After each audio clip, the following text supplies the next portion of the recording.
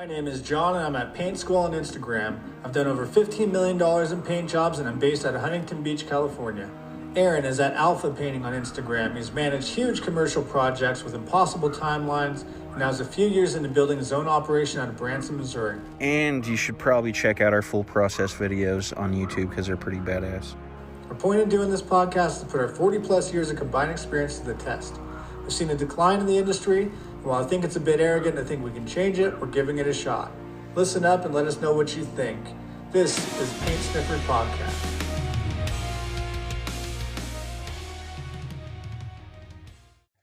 All right, we're back on. We've got Sam the Right Painter, still a number one contender until now. Now we've got Danny on here from Top Line. Probably everybody that listens to this is going to know who he is. But Danny, what is your Instagram handle? It's at topline_PSC. There you go. And then Danny also has a podcast that he does. That was a little bit of inspiration for me to want to do this one and to want to get my voice out. That's one where you do it really well. You're really honest about it. And I think it's really helpful to people. And what is the podcast name? Real Paint Talks of PSC. There you go. Yeah, you can find it on all streaming platforms. It's great. Yeah, it's a good listen. And yours are like hour-ish, right? Well, sometimes the last few were, well, since I brought it live, it's been like 3 hours right. plus, but yeah, so the live ones you're doing are pretty cool because they're like a little bit interview-ish and you get to do paint talk for a long time. Yeah, the monologue stuff was hard to do. I couldn't get 3 hours by myself. It'd be really tough. Yeah, I did a couple like 10 and 15-minute ones solo, and it is awkward. You know, you're like listening to yourself, and I would say a lot. And I'm like, that's what I was gonna say to Aaron before. All that editing I would do was like just going through and all the just chopping them out of there, all the dead space. Like, oh my god. Yeah, it gets tricky. It's a lot of work too, doing all the editing. It is. All right, so I think we'll do a little catch up. Aaron, how's your Centurion project going? You're like, are you halfway through? Are you 3/4 of the way through?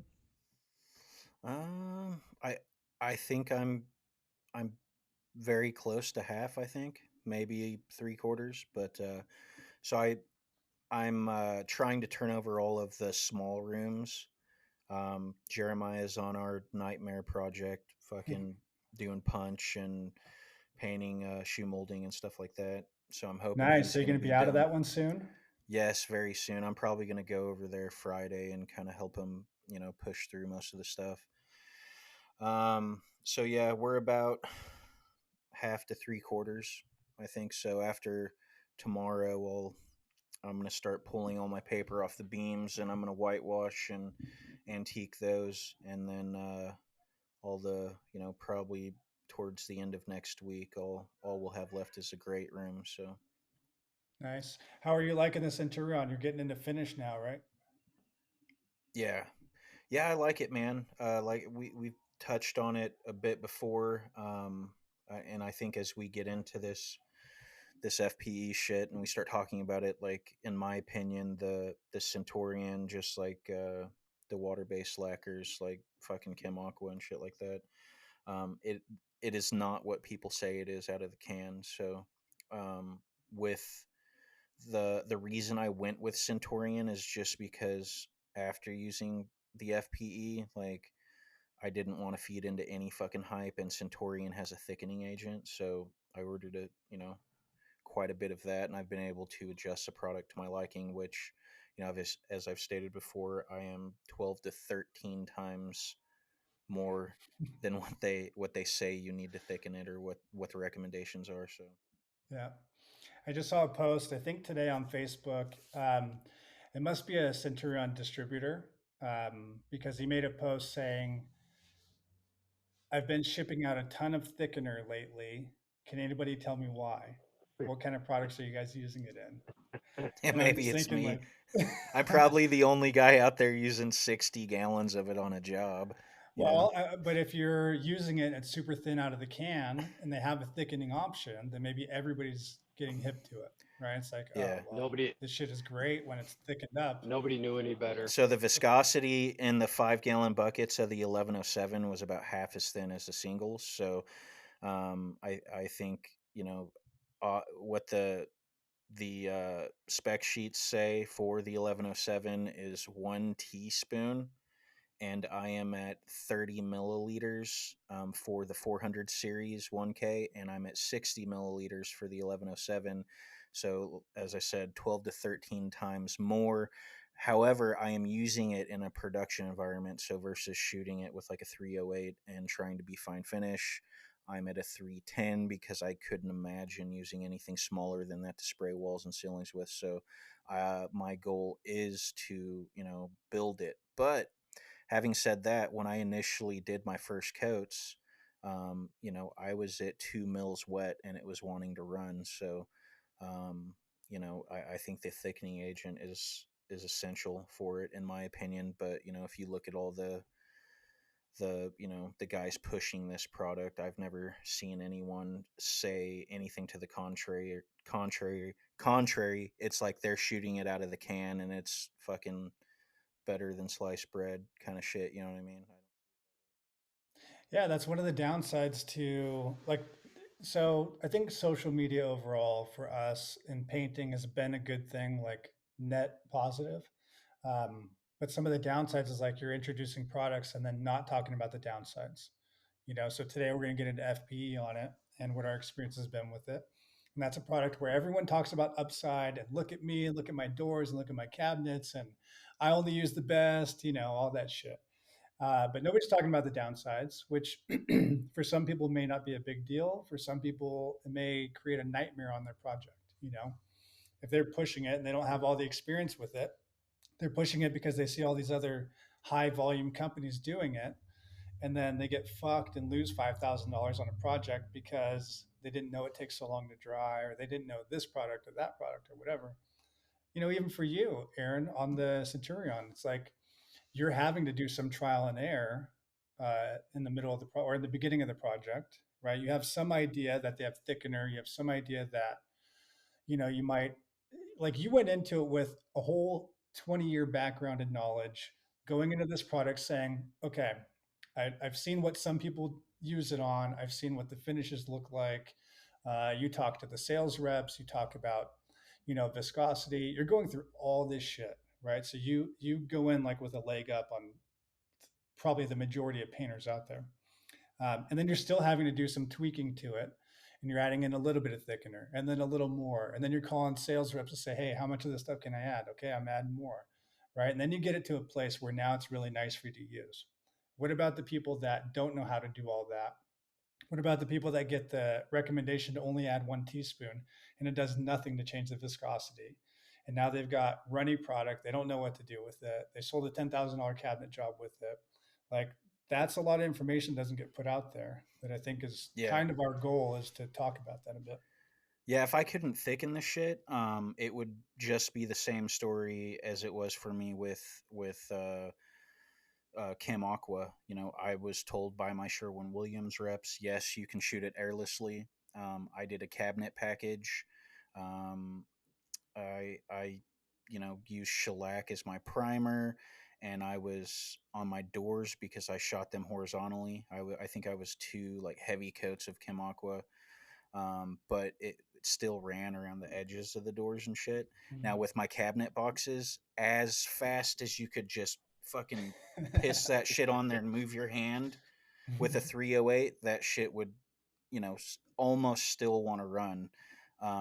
And I think I was upwards of like 6 coats on my boxes. So if the Centurion or any 2K is like that and I don't have the ability to adjust it, I'm not going to fucking use it. So that's what pointed me towards Centurion, is because after using the fine paints and consulting with multiple people, and I did so much research just to use a fucking water-based fucking paint, you know what I mean? I with the Centurion, I was like, fuck it, I'm just gonna get this shit. I might ask a couple of questions, but I'm just gonna roll with it. I'm gonna figure it out on my own. 60 gallons is enough for me just to pull the trigger and see what happens. So $10,000 of material, no problem. yeah, so I talked to one guy on Instagram that I look up to, and we discussed multiple 2K products like 6-8 months ago or so, and then he kind of gave me, I was bringing up Chem Aqua, and he pretty much said, dude, it's Chem Aqua. You're gonna want to get the thickening agent just in case. So that was what I did. And then the only other time I made a phone call or asked any questions was I called the rep who sold it to me, and I asked him, am I going to break spec if I put as much of this thickening agent as I want into it? And he said no. So that was like, fuck it, it's getting 30 milliliters. Go And then time. I go, and then I'm like, fuck it, it's going to get 60 milliliters, and I go. So, that kind of opened me up to developing a system for it. So, like I said, as of right now, I'm 60 milliliters in the 1107 with half a quart of catalyst per gallon and 30 milliliters in the 400 series. And it, the viscosity on the 1107 is still a bit unstable, but the 400 series really shoots like a domestic coating, like emerald urethane. So, Yeah.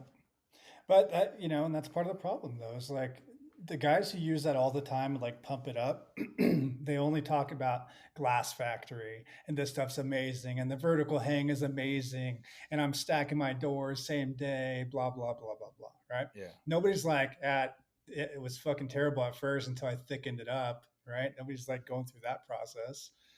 Just think if you're like a new to these products and you order from Centurion because you see it all over social media and you don't know you can add all this thickener to it and you just use it out of the can and it's like running everywhere, like fuck, Yeah. what did I do? You What got am to I doing? understand too, like all these guys that are pushing these 2K products are guys that come from the era of fucking gravity fed and siphon fed HVLP fucking air Yeah. systems, and they're used to shooting products like fucking conversion varnish. Yeah, You know what I mean? So Horizontally in a shop as well.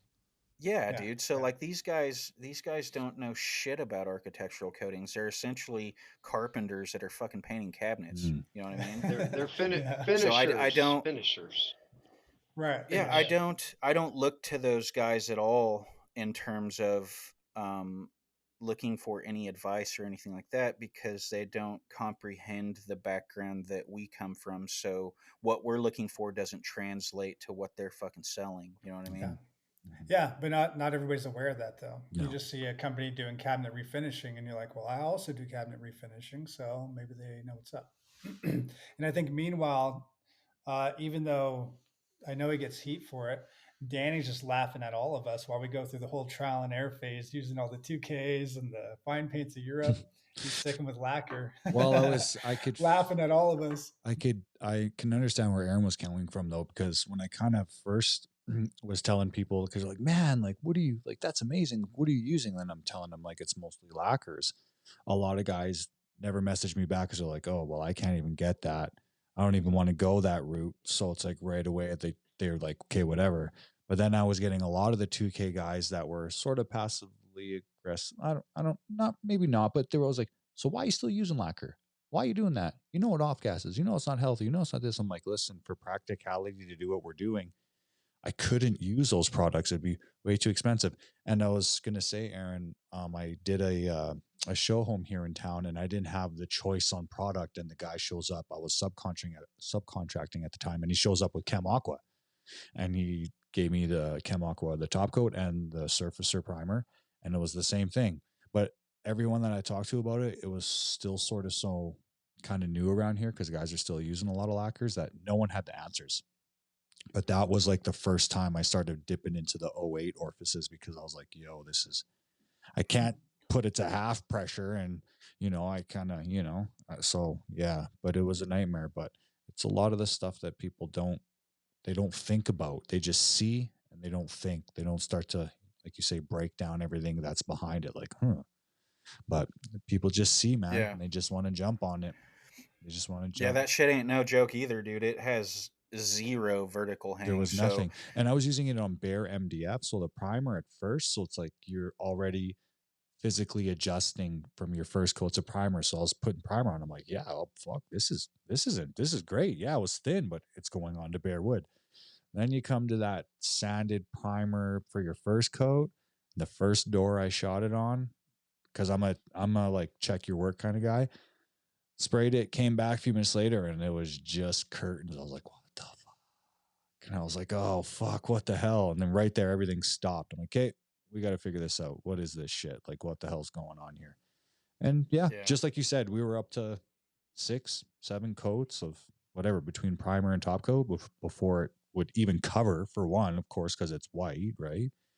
So, but yeah, a lot of So shit people two don't know. things Yeah, two things with the guys pushing the 2K products. So if you look at Chem Aqua, like it is akin to a lot of these 2K Yeah. coatings for and that's the way that I looked at it, and that's why I went with Centurion, is Mhm. because the thickening agent was my backup plan. Right. So if I didn't have that and it acted like Chem Aqua, which the 1107 without thickening agent uh, does act similar, not as bad, but fucking similar. And all those guys say it likes to be sprayed airlessly. Yeah. You know what I mean? And there ain't no fucking way that you can come up with a production method shooting Chem Aqua without an air assist. Impossible. It put an Yeah, extra week on our timeline for that job, just for that. yeah. It's like, And then secondly, stain blocking. I've had some major what you can only describe as like the main guys pushing this shit, saying that shellac, is inadequate. 1107 will block better than shellac. Shellac is brittle, blah blah blah. It doesn't adhere as good, and 100%. Your 2K primers are going to stain block better than shellac. 100%. That is horseshit. I've got windows. And I'm going over cedar. I've got windows that are, kind of they're they're in rough shape, so they both have water stains and tanning bleed, but I have two coated them with 1107 and prime them with their vinyl sealer, and there's stains still coming through. yeah. And my top coat is somewhat tinted, so that shit is not bulletproof. Like if I would have just shellacked the windows, I would have been fine. You know what I mean? So Mhm. And to be fair, cedar has pretty fucking bad stains. Oh yeah. That's like yes, you pretty much put it to the maximum test that you can on yeah, an interior surface. hu- Um, 100%. but So yeah, it's not shellac for sure. no. Yeah. Yeah. Well, I think a lot of the times too is people get excited, so they use it in a couple situations, and then it's like, this does not, like, this will stop tanning for sure. Right. And it's kind of hard to do that because there's so many variables. Like, I think we've all noticed that we can't just, this is brand new, guys, but it's the best. How does that even Right. work? Right. Yeah. So, It happens a it lot does these it days. happens a lot. So I just think people get excited.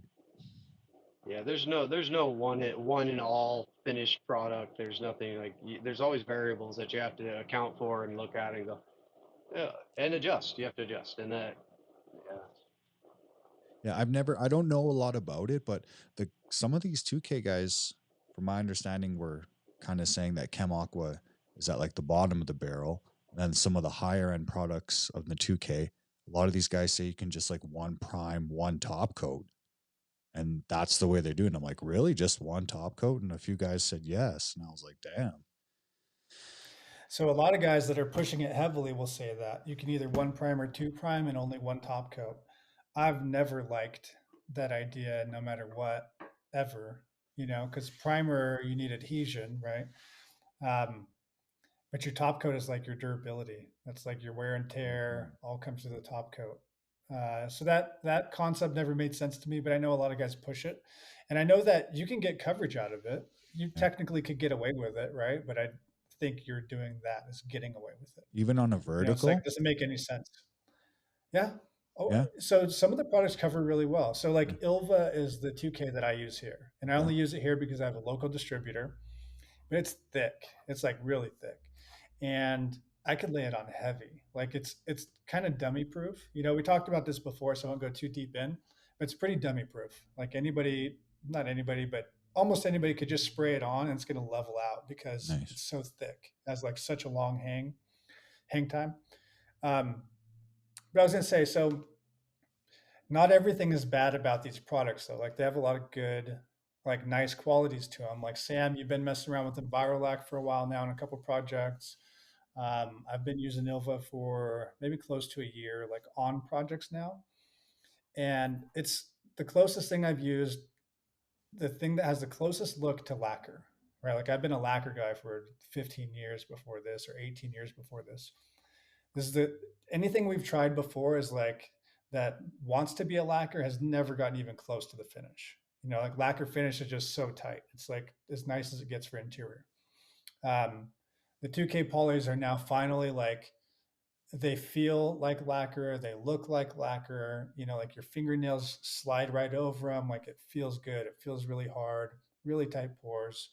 Um, but who's to say like all these things don't fall apart in 5 years? You know, like no, none of us have been using it for 5 years or 10 Yeah. years. Yeah. Almost all of us have used lacquer for 10 years, 20 years. Mhm. And we know a lot of projects that are that old that have held up really well. Yeah. Yeah. And there are a lot of bad lacquers too. It's, it's like Yeah, everything, yeah, right? So, yeah, yeah. Danny, have you ever used Southwest Builders Fast Dry Yellow Resistant Alkyd Enamel? are you talking to me? Oh, Yeah. yeah. No, I'm sorry. I have not. No, Okay. we use, we use a waterborne alkyd enamel from Cloverdale Paints. It's called Renaissance with the melamine sheen. And it kind of reminded me when John was saying that once it really dries and cures and hardens, it's a beautiful product. But of course, a lot of people don't like it because they think, well, it's been known for the whites to yellow, right? Yeah. So they have the multi-master now, which is more the polyurethane end of that, but it's so expensive. But yeah, Yeah. So you guys were touching on like multiple one coat finish yeah, coverage or whatever. This to best describe the way that I see the 2K working, in my opinion. So I'm doing 2 coats of 1107 primer solely because it freaked me out that all the tannings pulled to the mhm, surface, Right. For and stain I thought blocking. it best to not chance it and make sure that shit's blocked. Um, with the if you know so if you're going over something that's previously finished, whether it be lacquer or paint or whatever, you sand the previous coating and you hit it with 1 coat of 1107 and it's smooth, right? As long as you don't sand a bare wood, it's not going to fur back up or anything. And then the 400 series, injected with 30 milliliters of thickening agent, I could see that 100% as a method, like straight up. If you adjust the product right, you could go one primer, one finish. I could see formulating a method for that. So with with where I was at, like, if it were to stain block, which I didn't trust that it was, I could have done one primer and one finish, the way everything felt. Now over raw wood, um, I furred on the first primer coat. Slightly. It doesn't fur like vinyl sealers or lacquers or anything. Um, I sanded that. Um, did a secondary prime coat and did one top coat. So um, yeah, I think, and the thing too with the 2K is if you look at conventional white lacquer undercoater, it powders extremely well, and it's still porous. So there may be like, if you were to be going over a white lacquer undercoater with a fucking modified coating, a modified acrylic or whatever, it's probably going to be best to do, 2 light coats of finish. If you're going over it with pigmented lacquer, you could probably get by with one top coat or whatever because it flashes off and you can mhm, build. But I'm just trying to compare it to conventional means. I think Centurion, you could go with one primer, one finish as a system as long as you have the products adjusted. And then also the primer sands good, but it does not powder good, in my that's what I was opinion. gonna ask. Yeah. Um, yeah, but it creates a lot of sheen retention. So the primer itself has, you're formulating pretty much a barrier. So your top coat is going to have sheen retention. It's not absorbing into the primer like it would conventional Mhm. means, like an alkyd or a lacquer primer, so it's kind of just sitting there on the surface. So you can build sheen retention and consistency with the top coat. So you like it better than the Yeah. FPE is what you're saying. Yeah. Look, we haven't even got into the FPE yet, Should Yeah, we get but into you it? know what I mean. I think so. Yeah, Yeah. it's what we're here for. This is just foreplay. I actually have do one I do have one question before we get into that. All the 2K Juggernaut guys say that some of these primers do powder on like bare wood, like say MDF or like is that true? Like I'm still having a hard time believing it. That's like because I'm scared if they ever switch and take out the lacquers here, I'm like, oh my god, what am I going to use on all this MDF? I don't. So I'm testing it. So I don't know if anyone knows this, but white lacquer undercoater, there's some type of chemical reaction with emerald urethane. Emerald urethane will not adhere to white lacquer undercoater. I don't know if they're telling people that, but I do know that that is a thing. There's, uh, I'm testing right now using the 1107 as a primer over pre-primed because, like I don't know if you guys get or how it's been, where you guys live, but the whatever's going on with like these wood manufacturers and these lumber yards, they're shipping just these terrible fucking pre-primed door jam packages. We're having to sand, like break out the LS 130 and sand the door stops down because it's like they've been rolled in. It's they were rolled on the assembly line and there's just shit all over them. So we're having to sand back down a lot of our pre-primed door jams. But I don't like the pre-primed shit anyway. I usually like to pre-sand it and then prime it. So I'm testing 1107 as a primer for emerald I see. urethane. Um, So, I'm but not Danny gets a lot confident. of raw wood though. So he Yeah, gets a lot of raw MDF. I think Aaron yeah, is probably the most particular about what powder is, right? When you're yeah. sanding. So I think other people are looser with Mhm. that term. I If definitely am. if you look at Gemini white lacquer undercoater is one of my favorites. Like that shit was so good it would make my organs heat up when I sprayed it. So Yeah, I come from the lacquer fucking generation, and sanding sealer, sand seal and lacquer was our process. And sand sealer, Ooh, I love how yeah, sanding slowly it smelled. was oh yeah, and it sanded so smooth, yeah, so easy and buttery. And I would say the Envirolac Yep. on the raw wood panels that we did, um, it adhered fine. Everything was good. The sanding, like I'm just using like 200 grit, 220 or something, and just lightly scuffing it because there wasn't much to sand because Knocking the edge off. it was pretty smooth. So Yeah. I think what I'm gonna personally do, like over raw wood, I am really considering like shellac and then 1107 and then it's not just straight up not gonna powder like white lacquer Yeah. undercoater period. um it it may powder similar to vinyl sealer but not, no, not in my opinion. It's but the thing is it sands good, it just doesn't powder like you know conventional means. I think we're going to lose shellac here pretty soon in our county. And I think we'll be okay for the most part using 2K primers. It's not going to be bulletproof like the shellac would be for us. It's like it's pretty much guaranteed to stop stains. Sometimes we'll have to spot prime again to block something really bad or really deep.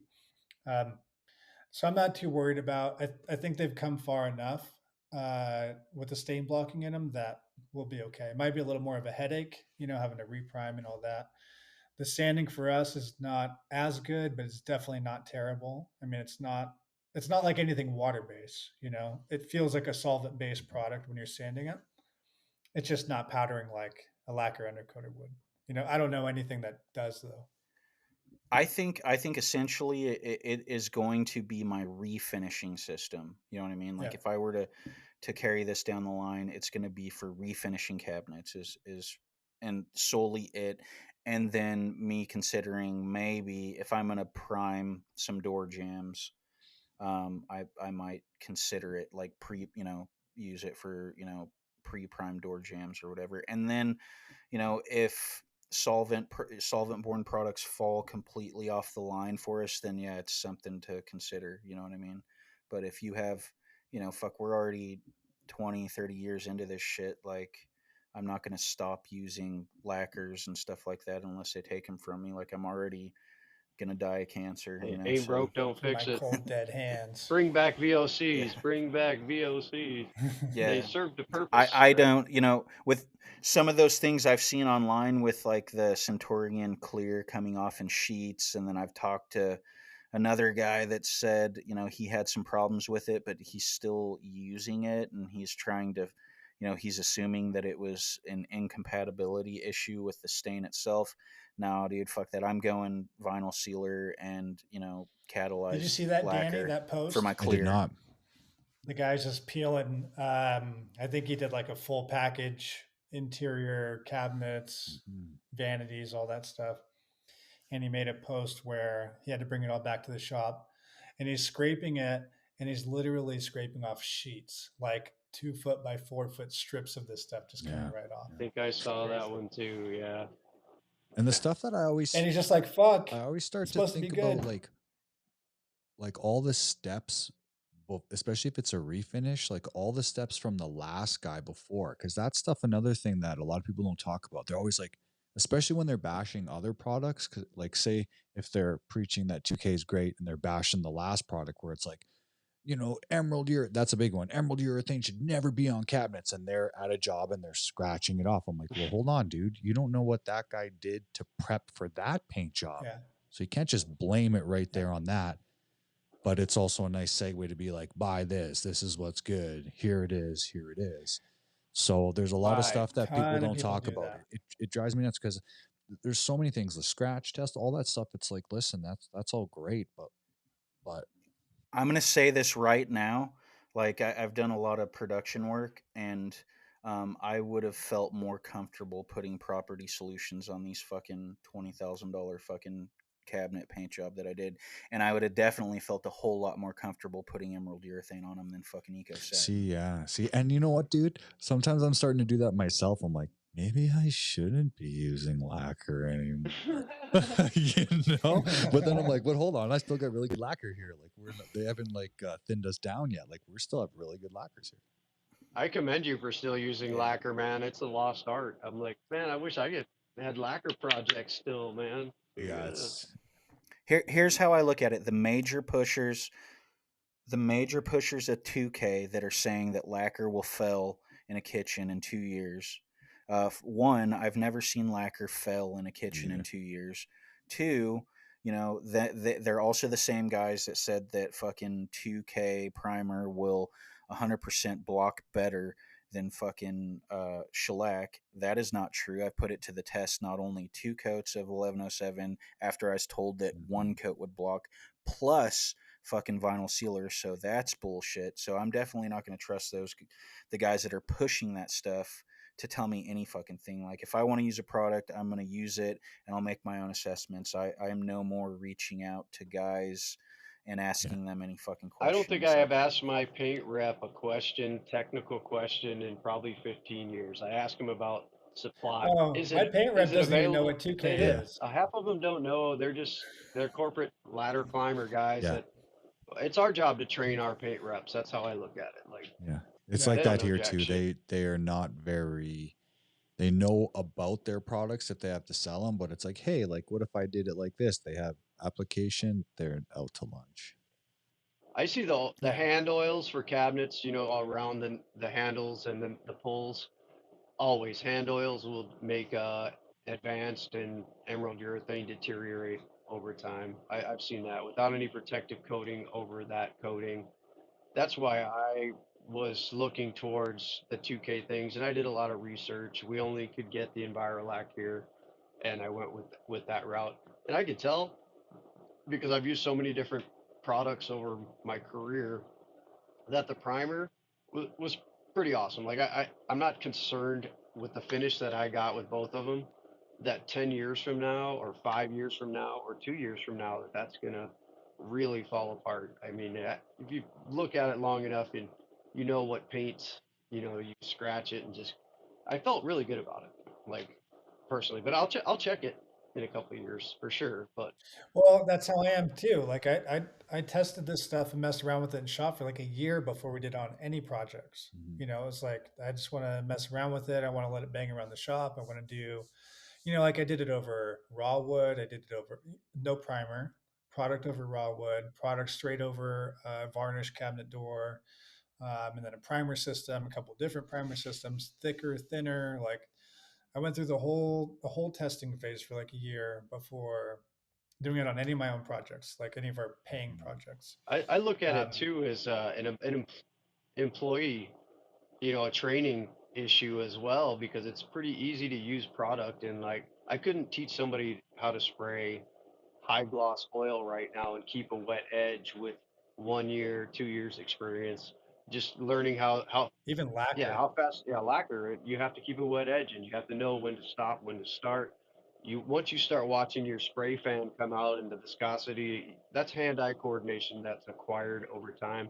And to get it perfect every time, you can't expect that out of somebody with 1 or 2 year or even training somebody. It takes a lot of time, and I'm not that big of a company to want to worry about those things. And it was pretty forgiving with the 2K, and that's why I stopped using absolutely. Emerald Urethane, Benjamin Moore Advanced, because it was touchy and it took forever to cure, and I dreaded cabinet jobs, and now I'm like, fuck yeah, let's do some cabinets.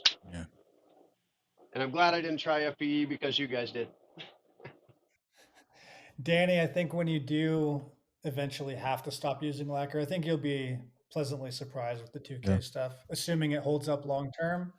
I think during the application process, I think you'll be pleasantly surprised. I think probably with most of the Mhm. brands, I don't know about all of them, um, but I think most of the brands are pretty dummy proof. Like Sam was saying, like I could have my guys that could 100% not do lacquer. They could spray these Yeah. 2K coatings. By the time you're done, you'll be able to see everybody else. In a year or two from now, it'll come out which one is the better product. Because you pay attention to those Yeah. things. People, I'm gonna have like yeah, fucking 500 kitchen cabinets that's falling yeah, apart in yeah, yeah, 5 years. Yeah. I don't even think they know yet. What's interesting is I after injecting 30 milliliters of thickening agent into the 400 series, um, John sent me a pic of just him sticking a stir stick into a bucket of Ilva, Yeah. and it just sits there. So you can tell that Ilva still is thicker than Centurion after thickening Centurion. I would say by probably 30% from the looks of it. It's a really thick coating, like abnormally thick. When I first started using it, it's like, dude, is this even gonna push through the sprayer? It feels like almost like elastomeric Oh, kind of viscosity, but it's not as heavy. It's way machine like eater. lighter.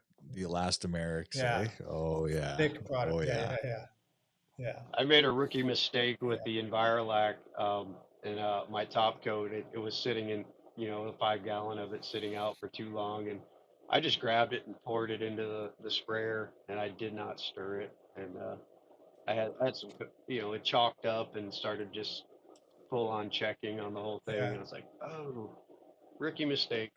And then I opened it up, and I was like, I should probably open these fives and mix them every time, but that was my Yeah. bad. You know better than I that. do. All right, so we'll get into some FPE. I think first up front, there's like this is one of those products where there's a lot of FPE dick writers out there, and then there's everyone else who doesn't know, right? It's like there's the guys that are using it talk about only the good stuff about it, none of the downsides, none of the issues.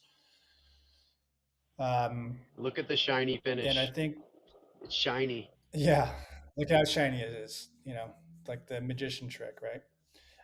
Don't pay attention to anything else.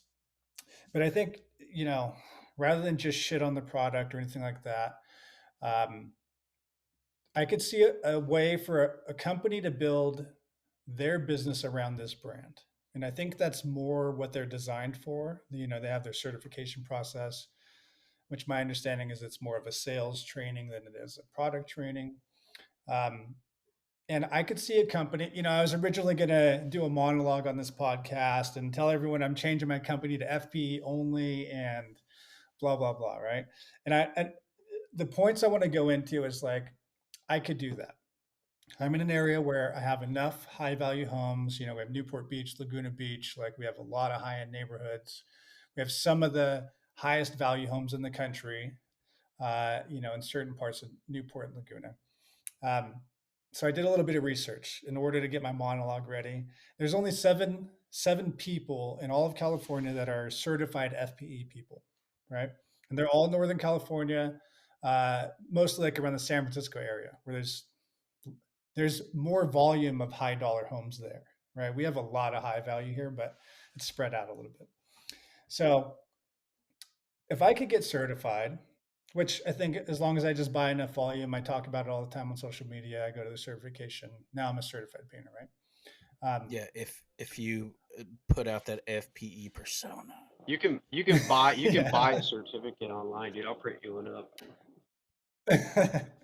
So let's say I go through the steps, right? I could build my company around that. I could say, hey, I'm the only FPE painter in all of Southern California. So I've got LA, Orange County, San Diego. Like there's a lot of money along this coast. I could say that's all we're doing now. We're not doing anything else. Um, the My prices are higher than everyone else's. Hey, I'm the only person that does it. If you want it done, you got to come to me, right? I could corner the market in these three counties with just bazillions of dollars of potential upside. The issues that come up, if it's dry time, if it's recoat time, the expense of the product, I could write all that off as I'm a really high end company. Like, yeah, your front door is going to cost $10,000. And yes, you're not going to have a door for 20 or 30 days, right? Um, but then you're going to have a door that nobody else has, that nobody else can do, because I'm the only FPE specialist here, right? I'm the only person. Look, you want a door that looks that nice, and you want your friends to be jealous and your neighbors to be jealous, and you want to be the kind of person that can say, guess how much my front door costs for the paint alone? $10,000, right? It's like, whoa, all right. There's a lot of customers out there that are like that, right? It's people that get like wood shipped in from Europe that cost, whatever, $150 a board foot. Like there's people that will buy it. You want a high gloss ceiling. It's going to be $30,000 and it's going to take me 6 weeks, and like I could just stick to my guns on that, right? And say, look, it's not for everybody. I understand if you don't want to pay that. I understand if you don't want to wait that long. That's no problem, and just sell it that way, right? I could sell a project like that. I could sell kitchen cabinets for $30,000 or $40,000 and tell someone it's going to take 6 or 8 weeks to do their project and sell them on how special it's going to be when I'm done, right? Like this is the best quality paint, no fillers, highest level of sheen of any product you can get domestically, blah, blah, blah, blah, blah. I can make my employees feel special, right? I could say, hey, employees, we're the only ones in all of Southern California that do this product. And you guys are doing it. You guys are special. We're like the SEAL Team 6 of painting, right? Like nobody can touch us. That would help with hiring, probably. I'd probably pay guys more, but also I'm charging more. you know I might feel better about myself because I'm like uppity, right? Like I'm the fancy guy in town. Like none of you guys can even touch me. Like we don't even shop at the same paint stores. Like I'm fancy. You guys are doing regular painting, I'm doing art, right? Like I do art in solid colors. I could 100% see how a company builds their business around this brand.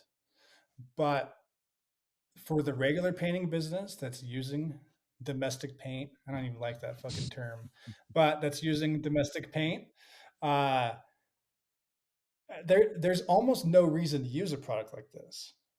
Almost none. Like if you want to play around with it, if you want to, experiment with it. Like I messed around with it like a year ago. I painted my front doors with it on my house. Um, I did a brushed finish with the Holland Lac Brilliant. We used their primer, used their finish, and it looks nice, right? Like we did our some wrought iron inside with it. It looks nice. Like if you look at it, it's like, oh, that looks nice, but it's not. It doesn't look special, unless I spent, I don't know, a month doing it, right? Then maybe it looks special. And I won't deny, like some of these high gloss doors that you see on Instagram look really nice. Like they're getting super nice finishes out If of it. that's what you're into. But for almost every painting company, Right. Yeah, and even the type of clients that like finding a client that wants a high gloss, ultra shiny front door, that's not for everybody. You know, like there's certain parts of the country that might do it a little more, but the majority of the country won't. Like Aaron, I can't see you selling any high gloss doors in your area, you know, for 8 grand. Maybe one Now, a year. I think I will probably get some of the oil primer and the brilliant, and I will play with it just because. But I would say, fucking 2 days into using the eco, I was fucking pissed off. I felt like I was slighted. Yes, you were. And really, the only reason that I ended up into the eco was I was trying to order the oil primer and the oil eggshell, because I wanted to put oil on these cabinets.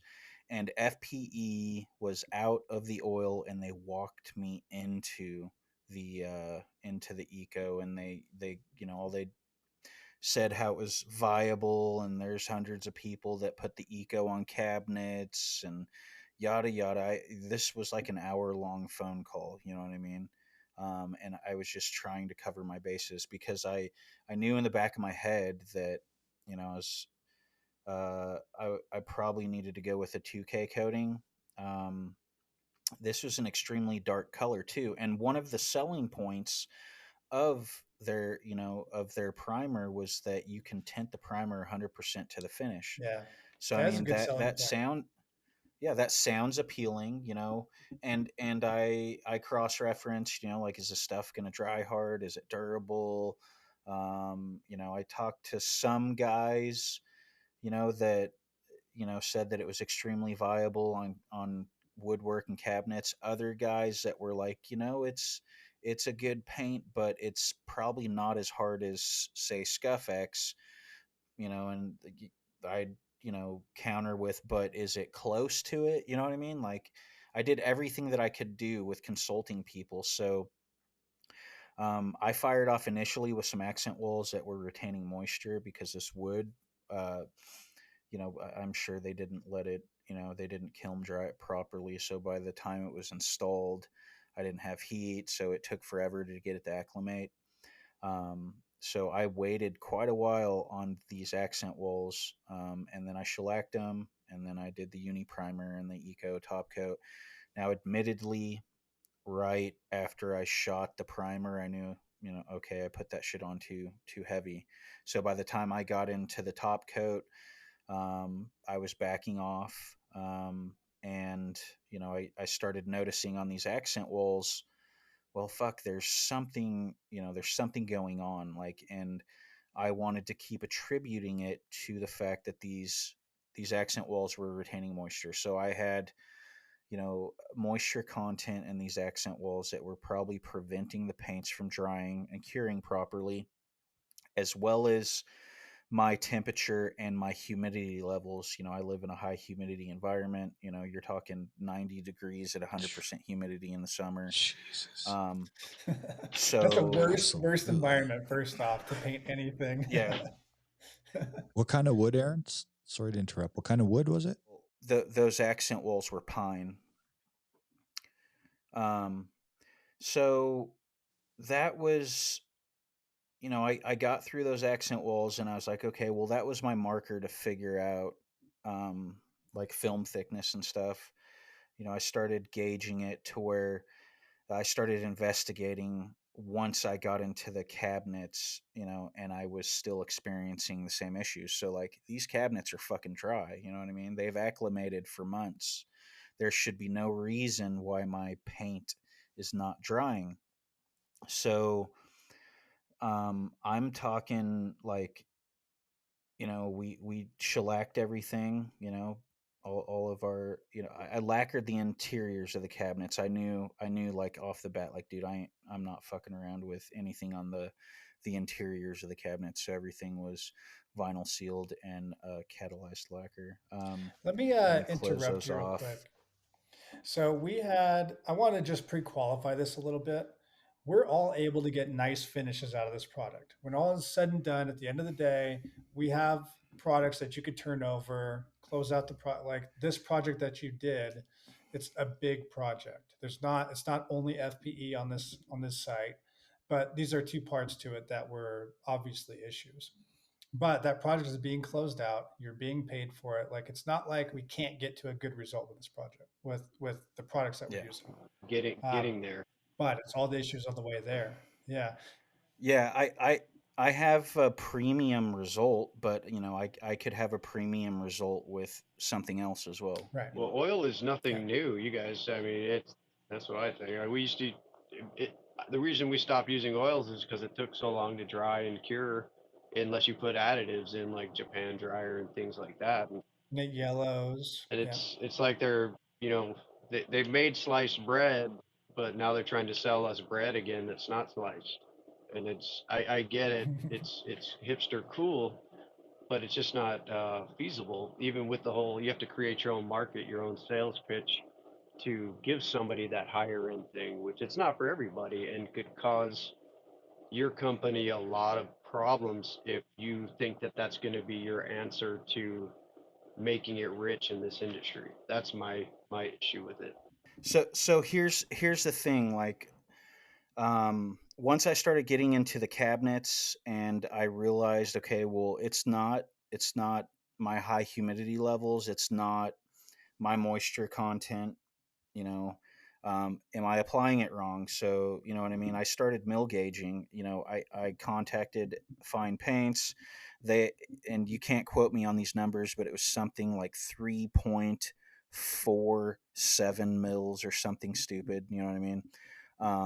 And I was gauging it to 2.5 mils, so I was under their mill spec. There should be no reason why I was not drying, because if you call and you ask anyone, and you say you're having a problem with this product drying, their first, it's like they're trained to tell you this, is that It's you're too putting it on heavy. too heavy, you're putting it on too heavy, you're putting it on too heavy.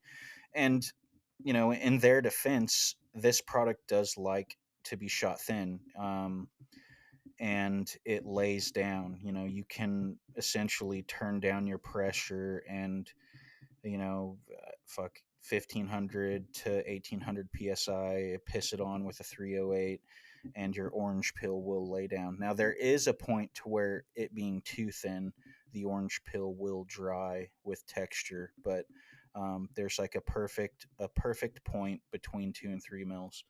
um, Now, having said that, like, I ended up, I'm into it.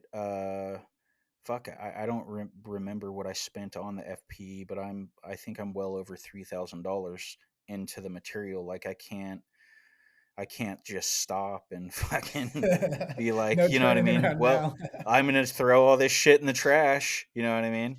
So I knew the process was gonna be a nightmare. I experimented as I went. Like, we had to get the boxes done. So I lacquered all the boxes, I bagged them off, I shellacked them, we sanded, I fucking primed, we sanded, and then I top coated, and I did that back to back as quick as I could.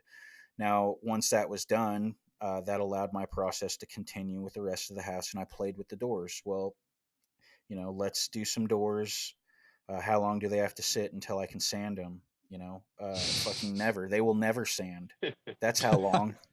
Fucking, I let them set for like 2 weeks, and Beautiful and they would doors. not fucking Yeah. sand. Still wet. Still wet. Gummy. So the end the I'm not it's paint, dude. The end result, you run your hands on it and it's like, ooh, whatever, dude. Like, I personally, I run my hand on this Centurion and it feels more silky smooth than the fucking FPE. And what are they charging me for the FPE? $160 per 3 quarts. Why would I use it if I have this nightmare? Now, so this is what ended up happening. Like, I got through this cabinet package because I had to, you know, and then whatever, the builders are coming in to do floors and baseboards, and everything I've done is getting fucking destroyed because it is not scar it resistant, it's not scuff resistant, and it's not asshole resistant. You know what I mean? Like, it's all getting destroyed. Awesome. It's all covered in dust. Cool. I guess at least it touches up well, right? But one of the key things is we John had brought this up to to one of the guys that does this stuff, and he's like, huh, he's like, eco's it's like he laughed and he said, well, I could have told you that eco's not for cabinets, that's what we put on walls. Well, if you read FPE's specs, like it specifically says cabinets, woodwork, trim, shit like that. And that got me thinking, like, you're talking about an oil modified coating that still yellows. So I mean, it doesn't have the drying agents. It's still fucking yellows. So my argument, or my question would be to that dude is like, well, if this is not a cabinet paint, which Fine Paints tells me that it is, why the fuck would I put paint on a wall that fucking yellows? Why would I do that? You know what I Well, mean? if you buy if you go buy a Lamborghini and the Lamborghini is a lemon, you're not going to tell your friends that you're having issues with your Lamborghini. You know what I'm saying? Like, why would you do that? I mean, you just gonna be like, no, I mean, it's still a Lamborghini and it's the fastest and it's the best, but they don't tell you that the motor's about to blow. Um, it doesn't handle well or it could kill you. The engine might, Yeah. gas tank's gonna explode if you get hit in the rear end. They don't tell you those things. That's it's human nature. And look, me being a newly formed FPE company, I'll answer that question. Our clients are rich enough to pay for us to do it again when it yellows. So that's not a concern, Miss Client. Is yes, it will yellow over time, but when it does, we'll just paint it again for another $12,000. That's some scandalous Danny, ass what you shit, got? bro. Yeah. You're gonna make them pay All right, twice? that's fair. Damn, I thought this was a product Job that was security, supposed to man. last a fucking lifetime. By the way, it's talked about. You want Yeah. And look, I think that's one of the issues that like look, I like the gloss doors a lot. I like the gloss ceilings. Like there's a really big company out on the East Coast doing tons of gloss stuff. They're really like, I don't know, 100 employees or whatever. And they do lots of high-end work and it's like fancy designers and I see a place for it, right? Um, But what happens on that front door? That front door is gonna move. Like it's for sure gonna move, and you're gonna get cracks in the wood, and you're not touching that up. So it's like recoding, and if you have that conversation up front. So look, if I'm selling that product, I'm telling my client, hey, I'm gonna refinish your front door for $10,000, and then we'll see how long it lasts. We're gonna have a maintenance in 2 to 3 years. I'll have to fix the cracks, respray it, take it to the shop again.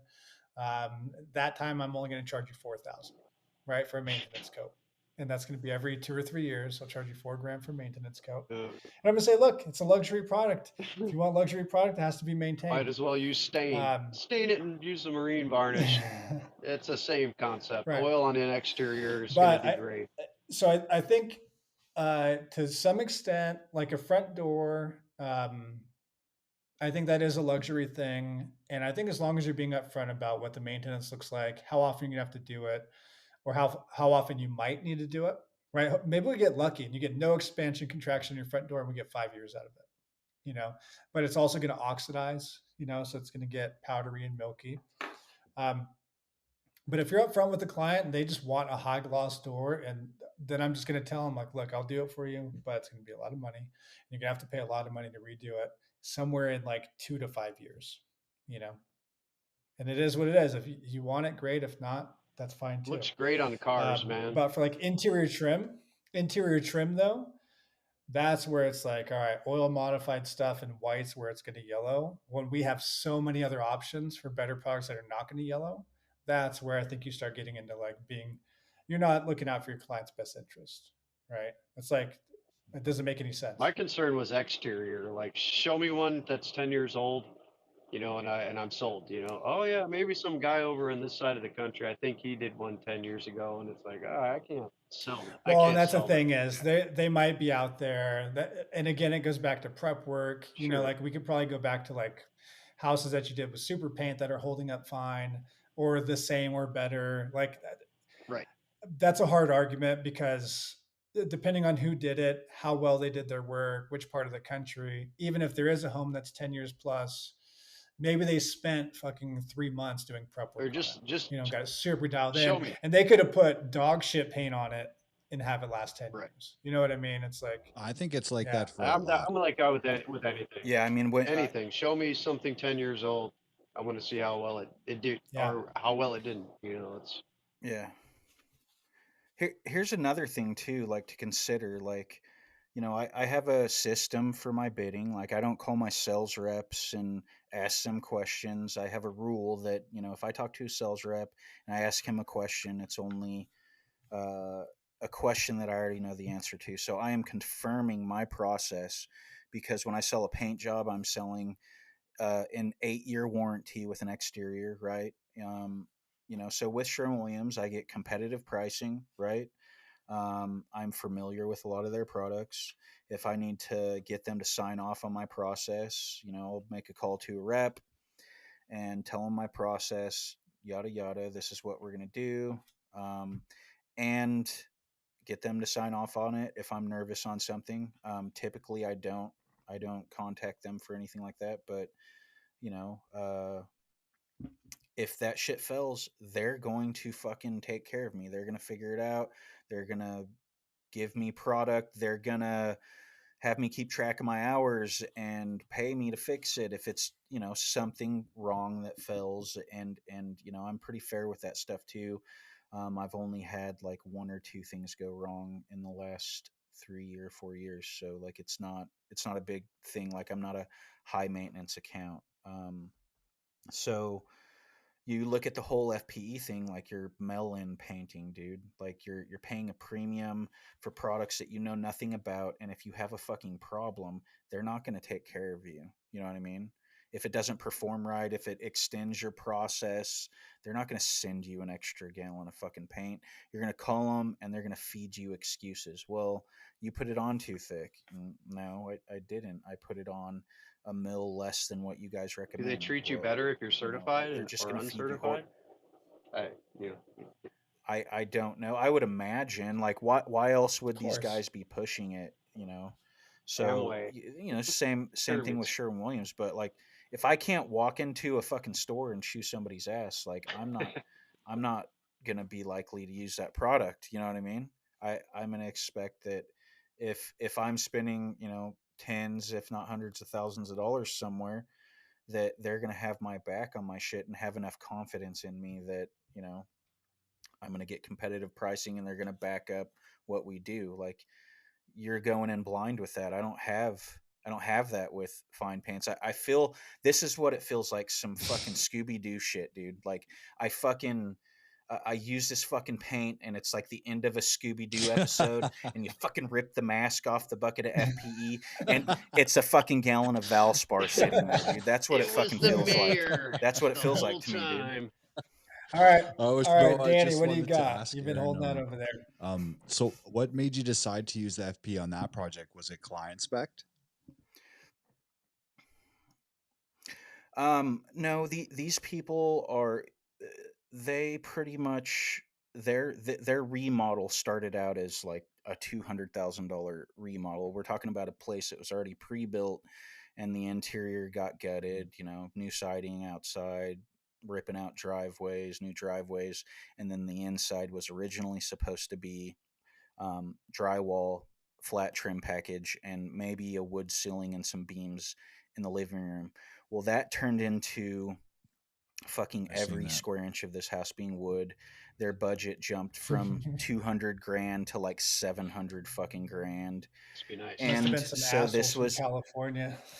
this just was one of those things where it turned into, okay, well, oh, the cabinets. And the whole reason I got into the FPE thing was because I wasn't originally doing the cabinets, and the builder's cabinet painter, which I could tell that he was an idiot or whatever, but they the dude had like open heart surgery or something, so I got the cabinets dumped on me. So yeah, I just wanted to fucking do a good job for these people. I wanted to use something that everyone says is fancy and blah blah fucking blah. So I put in a lot of research into this. So you gotta understand, by the time I'm there actually using this fucking product, dude, I am fucking livid, dude. Like if there was an FPE store in this fucking town, like dude, I'd be strangling fucking people. Like They would have a I'm restraining order out. beyond pissed, dude. I'm beyond pissed. Like I don't know how else to explain it.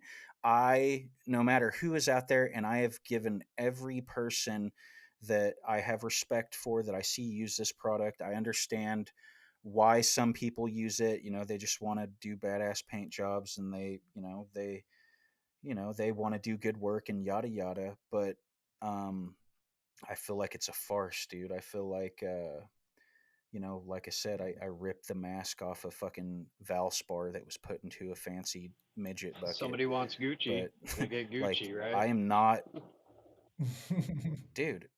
It would be a different story if the shit dried, if you could sand it, and if you could rub your pant leg down it without it fucking scratching it or something. Like it's a major fucking problem. Now I'm pretty embarrassed that I even fucking put this on there. So this is not something that I've talked to the homeowners about, but like if it ever came up, like I'm fucking it would cost me a fortune to refinish these, you know what I mean? My only hope is that it dries, and I can touch up the damage, and maybe down the road, like 6 months down the road, it turns Because hard what do you like? magically. What are you Fuck, I don't embarrassed know. about? Is it about the amount of extra time it took? Like, do you really think that it does have some backing to it being like a pretty decent product?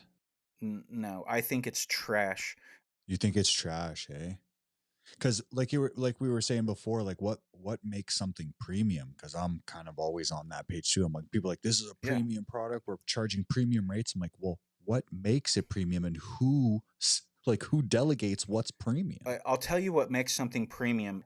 Pricing does not make something premium. I would You agree. know, right here, volumetric solids don't make something premium. I'm looking at a PDS product data page for Property Solutions semi-gloss.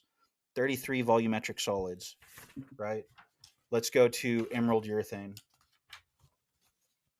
33 volumetric Oh solids. my god. Now let's go to fine paints. Eco, 34 volumetric solids. Now you have to understand the Sherwin-Williams data pages they're the only ones that give a buffer plus or minus 2%. So it could be argued, just due to evaporation and flash off, that fucking emerald urethane could have more volumetric solids in fine paints of Europe. It's not data, fuck data. It's how it performs, right? It's how it holds up. It's how it lasts. Like, Well, it's European. dude. Look, It's got to be good.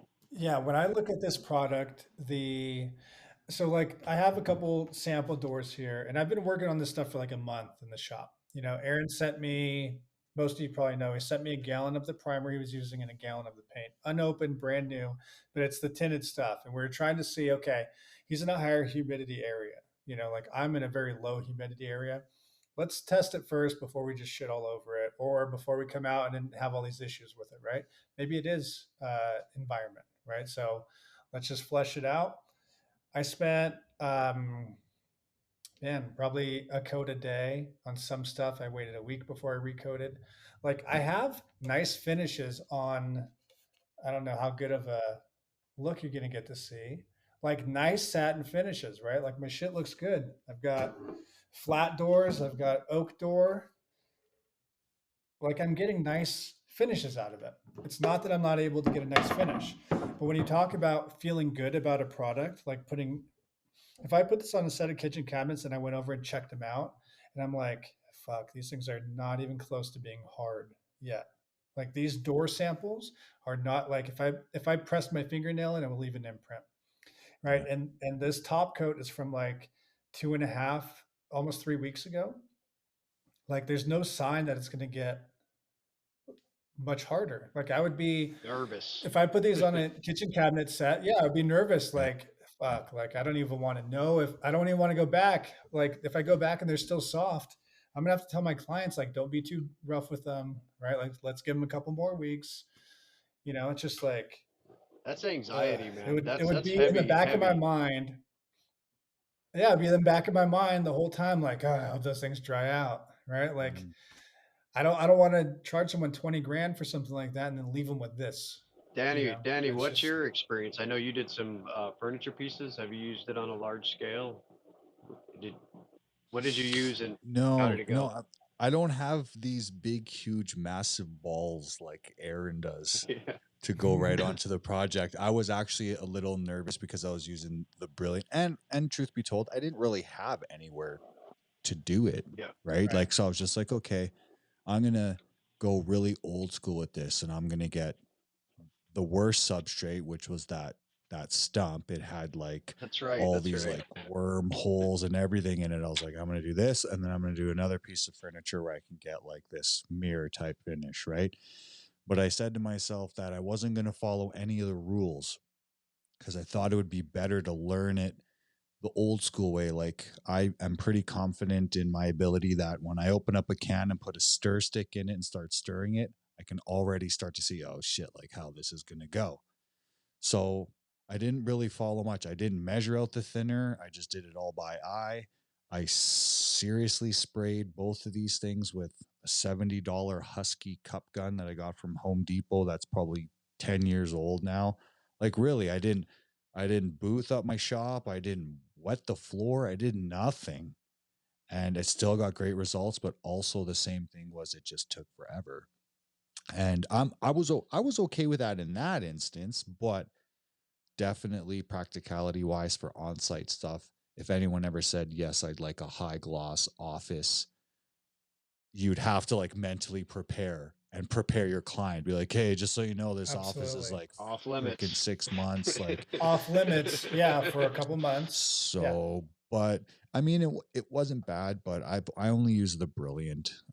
I was curious about their, stuff for like the walls and ceilings, but I haven't used too much. But you know what stopped me from doing it, and I'm not gonna lie. So anyone that's hearing this, it was a little bit of as soon as we're all as humans curious, but as soon as you're trying to be like, hey, check it out, I tried it, then all of a sudden you start to get that area. It's like, well, like the one guy actually said to me, he was like, change your substrate, then deviate. That's exactly what he said to me.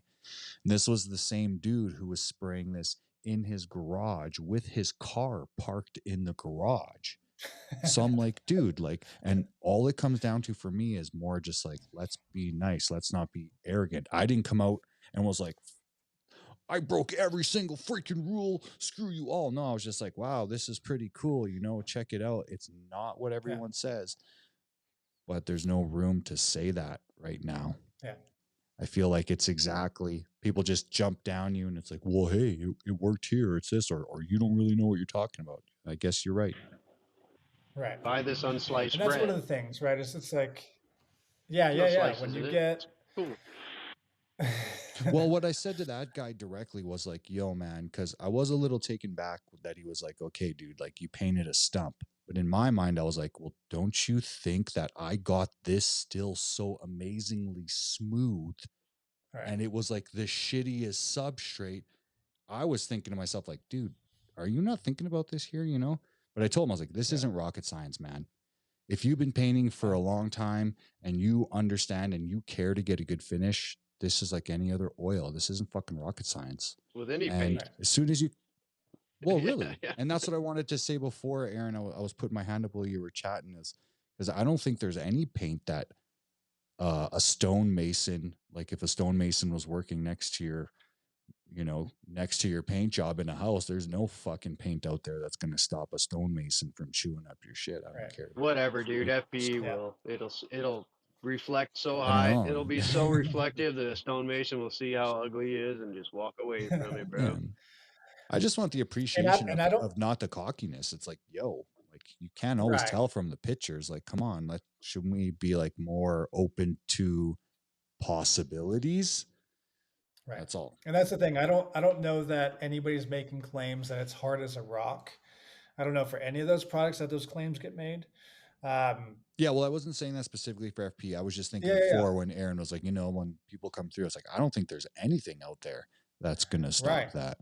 Well, and that's the thing. That's where I think the being real with it, being real about the downsides or the potential downsides, or real about the dry times taking a while, any of that stuff where it's like it's inhibitive on a project. Like it's inhibitive for a company to use that kind of material on a job.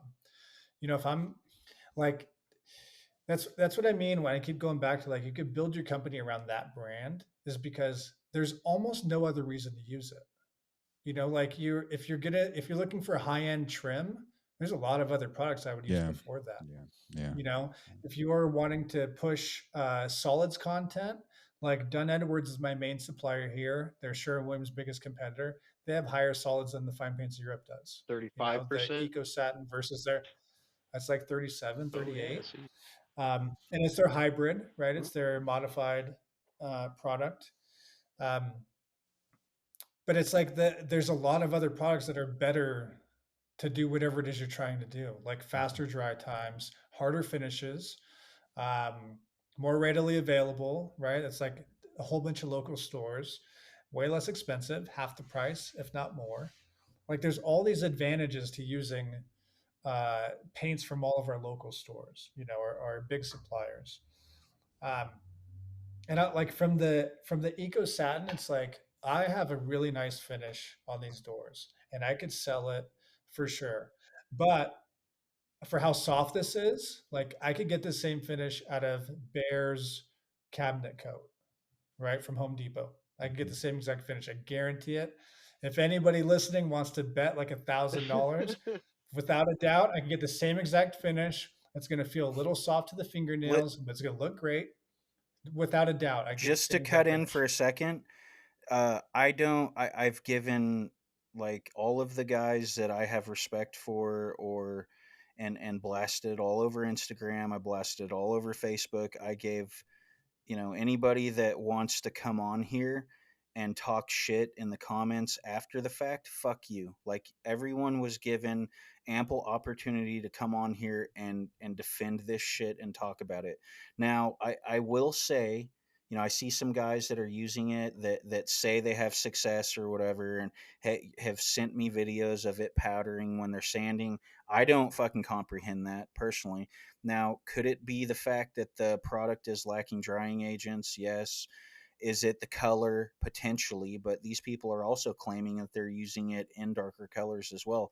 So, I mean, everything's always going to point to the fact that I haven't used it enough, or I don't know how to Right. use it. Blah blah blah. Well, like I said, we mill gauged everything. We gauged Yeah. below their recommendations in order to get it to flash off and dry. It should sand. Like what We know how to paint. why would they sell it?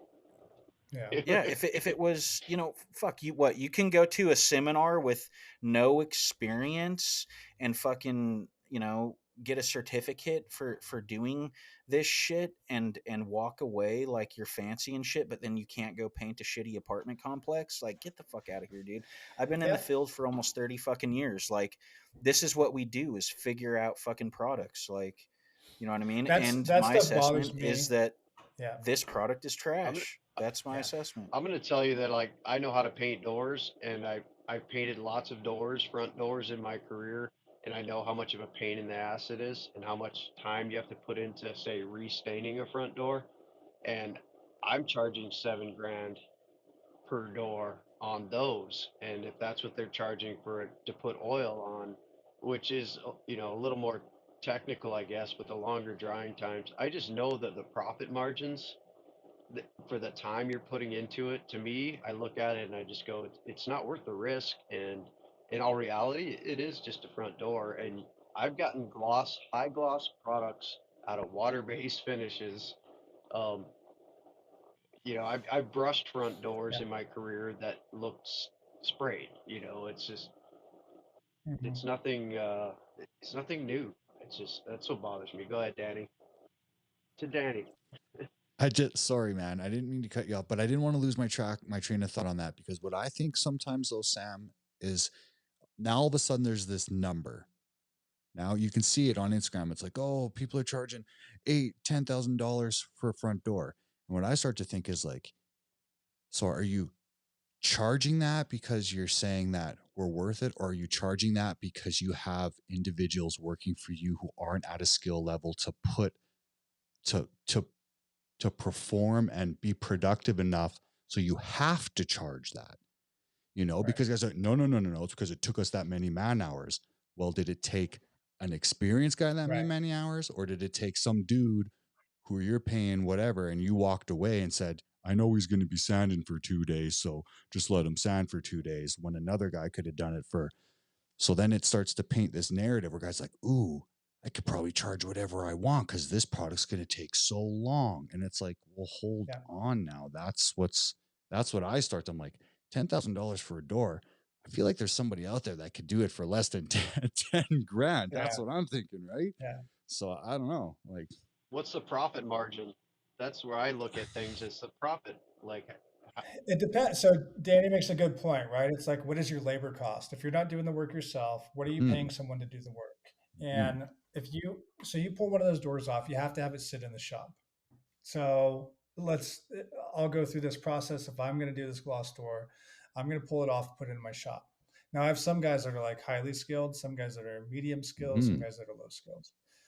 If I took one of the medium skilled guys, I'd have to have him sand it really slowly and not very hard, right? Like very low pressure and just make everything look matte finish. Once you get it to there, then I'll have one of the better guys come in and make it actually flat, right? Like level flat, not just matte. And so I'm going to like waste money on my lower level guy, just getting it to all be sanded to break the surface of whatever coat I have on there, if it's primer, if it's finish, whatever. But then you're doing dry time in between every single coat. So let's say 2 days to get it sanded and ready for the next coat of primer, maybe a little bit of patchwork, right? That's like adds on a day because then we're waiting for patch to dry, then we can sand that. So then I get my primer coat on. Now we're waiting like at least 1 day, maybe 2 days before we can start sanding that again, right? So it's like this process of doing a little bit of work on it for a long time. And I might have that thing in my shop for like 2 or 3 weeks. Hopefully by week 2, I'm like getting a coat of finish on it, but I don't know if I would, depending on how fast it dried.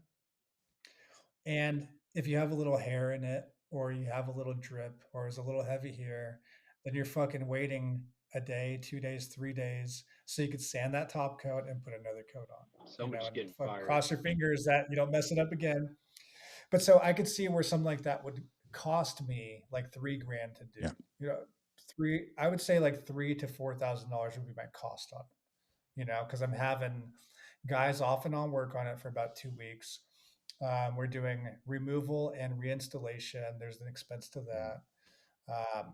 It's my time to get it back to the house, whatever. A $250,000 facility. You have a $250,000 facility. Yeah. How many doors do you have to paint to justify that purchase? That's my like, I don't know. Well, but look, I also believe very strongly that is hard money to make. Yeah. That's not easy money. No. Like that's really, there's so much fucking risk in doing a high gloss door, a high gloss ceiling. Like you have a mistake and you're fucking doing it all over again. There's no touching up with a brush. You're not getting away with anything. And I don't know that many people realize that, like, until they get into it. Like they're gonna take on a high gloss front door because they got $3,500 to do it, and they're gonna fuck themselves. It's like they're gonna be shipping it there, and the carpenter who installs the handle, or maybe the helper that installs the handle, is gonna put a fingerprint in the paint because it's still a little soft, and they're gonna have to redo it again. Because that client's gonna be like, I paid $4,000 to get this door done. Like, you're not leaving it with an indentation, from your installation. Like, take it back to the shop and do it again. But I feel like it comes. Like, it's hard. I feel like it comes down to the client too, though, because I kind of think a little opposite. I think that some of these guys are getting away with murder because there are some people that are just like, you say it's the best, I'm putting my trust in you. It costs this much because you're saying it's the best. This is what it's going to look like. Yes.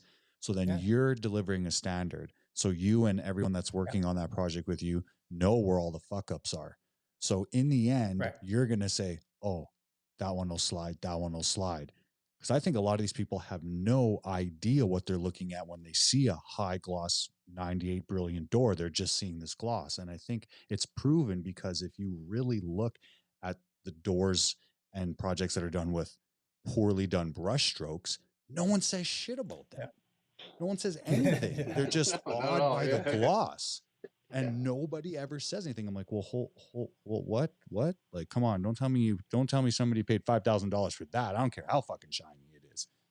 Well, So the advertisement on the website says bringing the European Holland front doors to the United States. That's why they did what they did and brought Fine Paints of Europe Look, it's a over. whole sales pitch. Yeah, it but is. It Look, is. that's what I'm if you look building. at the I'm doors in building my Holland, company around that. they're all brushing, and I know a bunch of people in Holland, Brush strokes. Van Yeah. Moort, Children, that they Yep. all have brush lines, and Yep. they. Yeah. I asked him, I said, so what do they It's a call look. Fine Paints of Europe in Holland? He goes, we call it paint. I'm like, Yeah. yeah, Oil. okay, Yeah. Yeah. yeah. But I noticed a lot of those types of jobs, it's like they're almost trying to keep this heritage and this tradition as well. So I think that's why in, like, say, Rhode Right. Island, it is something Yeah. that because they have these types of houses there. So that's I think the great. whole upper East Coast, Yeah. the whole upper East Coast, like Boston, New York, all through there, it means something. Like there is some value Mhm. to that type of a coating, that type of a finish. The people value it, and like that's what I'm saying. There's a place for a business to do that. And Yeah. I think you build your whole company Yeah. around it. You say that's all we do. We're all in. We don't use anything else. Yeah. We're It's a specialists. hard That's sell. it. Yeah, it's a hard sell, and it's here's all the value. Here's and even like if I'm when I start selling front doors for my new FPE only company, I'm gonna say yes, there might be some imperfections here and there, but it's gonna be almost perfect. I can't make it perfect. We're not robots. It's not a machine, right? It's hand touch. This is all custom artist working in the shop day and night, sanding your door down, getting all the little imperfections out of it. But at the end of the day, this is still done by hand, right? And so when I deliver that door and there's a little imperfection there and a little one here and a little bit of dust sticking in the oil, right? I'm like, look, I told you it was hand done. This is one of a kind. Like you have an art piece Yeah. now at your front door, right? It's $5,000. You have an art piece now. All of your neighbors are going to be amazed by it. And the neighbors probably will be amazed by it. They're gonna like when you see a really, really clean high gloss door in person with like bright, shiny metal handles and kick plate, whatever. Like it looks nice. Yeah. It is nice. But it comes to expectations too, because like you remember Yeah. in the podcast we were talking about, John, it's like you said, there's certain things you see that are going to bug the shit out of you, right? Like you were talking Right. about the tile, right? So Yeah. you might get one client Right. that's like, wow, that looks amazing. You might get another client that's like, I paid you $6,000 for that door. What the fuck is that? Yeah. Right? Yeah. So What is that little thing? what is right that little there? thing right there? Yeah. And just so everyone knows, you can't just pull out some red and fix that shit, guys. I know I see a lot of guys thinking you can just No. red everything, but you can't. So I bought I bought some like fake rubber balls, and like all the I'd been seeing all the the whole FPE take a selfie thing. So when I was using the eco or whatever, I was as I it was saw that. flashing off, it has like a flash point where it's pretty shiny. And I was like doing videos, like having the balls slap around and stuff, and making fun of people And the and shit. reflection. And yeah, and just making fun of it or whatever. But I did feed into a lot of the hype, and I did a lot of research in terms of I talked to a few specific guys, and some are like, yes, you can shoot the oil primer airlessly, yes, you can shoot the oil top coat, the oil eggshell top coat airlessly, which and those were the products I was trying to get, which FPE told me that they were out of stock, and then that the oil eggshell was being discontinued. But anyway, they forced me into the Eco Satin. But That should all have the way been up their until this, stopping point. That should have been their stopping yeah, point. When you're looking for an oil primer and an oil eggshell top coat, and like the universal primer and water base and eco satin probably couldn't be the furthest thing from that. Like there's nothing dude, that's a bigger I gap. was I was fucking very adamant and asked 1,000 questions, and they were 100% confident that it was a viable coating for cabinets, and I wasn't gonna have problems, and blah blah blah. And let me get this straight: like, I'm not. Oh no, I can't use this product. I can't Right. make it look good. I did a whole video. Everyone's free to go check it out on fucking Instagram. It's and YouTube. It's well produced. It's just titled, cabinet package, because I was so embarrassed of the whole process, which does not reflect in the video, but I was embarrassed of the product that I'm like, dude, I'm not gonna rep this shit, after having this fucking experience with it. Cool, my end result looks like a custom set of cabinets, but the fact that it prolonged my process, and I could just walk up to it and probably fucking gouge it with my fingernail, like, you know what I mean? Like, I'm not fucking happy about it. But that had after doing that, that had kind of set set me, off on a side note. Like, I had been doing a lot of research in terms of, as I said previously, guys are saying that you can shoot the oil primer airlessly, you can shoot the oil eggshell airlessly, but once you start getting into the brilliant coatings, you have to have an air assist. So I'm digging into, all these guys are saying, well, you can't use a mobile unit like a Graco 395 or a 595, air assist. There's not enough CFM, and you can't get a nice finish. You can't get that gloss reflective mirror finish with something like that. And so I was researching, like, well, fuck, I want to fuck around with this shit. I was considering actually getting a Kremlin or something like that, and getting 2-3 grand in shop air, and how can I make this work for cabinets, and would this also be a system for 2Ks, and yada yada. But after using the Eco, dude, like, I really I'm kind of pissed off about it. I think I'm going to go ahead and I'm going to get the oil primer. I'm going to get the oil top coat, and I'm going to play with it and shit, and fuck around with some mirror finish stuff. But I think I'm just gonna. What's your opinion, Danny? I could just shoot it with a conventional and get it The to oil primer? flash off, like, Yeah, I think so. yeah. The oil primer and the oil and the brilliant. You think you can shoot it with a Yeah. conventional Yeah, I think HVLP? so. Like, dude, I used like a seriously like a piece of crap. Fucking like it was Harbor Freight. garbage. Yeah, dude, it was garbage. And I Hey, Harbor Freight's got the Black Widow. It's pretty good. no, Yeah. this was Pretty like good gun. Husky. You ever heard of Husky brand? I don't know if Oh it's down yeah, in the yeah, yeah. States. Yeah, I have one of Mhm. those too, man. Okay, so but either way, Yeah. but the one thing I did remember is that One of the biggest reasons, sorry, one of the biggest reasons, of course, is to play with it and see what I could do with it. But also, there's nobody on the internet showing these, five, eight, $10,000 oil doors, which oil has your lower UV protection than acrylics. There's nobody showing what these doors look like in 2 or 3 years after the sun's baked on them. So I want to do it to set a piece, outdoors for a year and see what there it you fucking go. does. Hmm.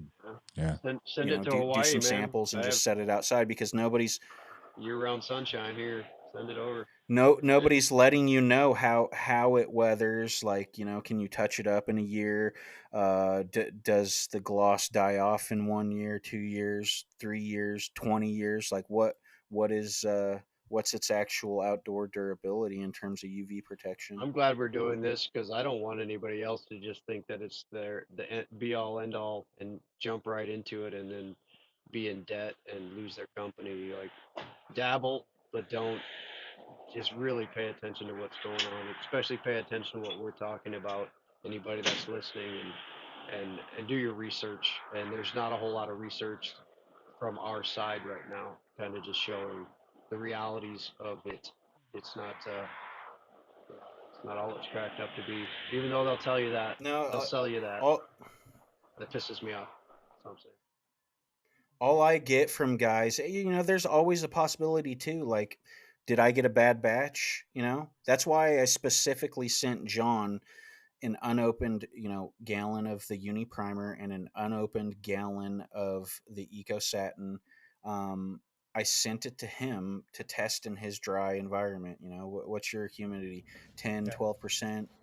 Yeah, it's low. You know, I'm in a higher community, so um, just to cross reference what I felt, you know, and I told John, he's like, you're gonna think it's funny when you know, I get it to sand the next day or something, and I'm like, dude, I'm betting you fucking $100 bills that that shit won't sand in a fucking week. You know, that's how confident that So I I was. recorded a video. But I did the samples one day, and if I sand really lightly, like you know how you can sand like super light but Yeah. fast, no Yeah. pressure, and like create some dust. You know, even if it's a rubbery coating, you can go no pressure and just get some dust.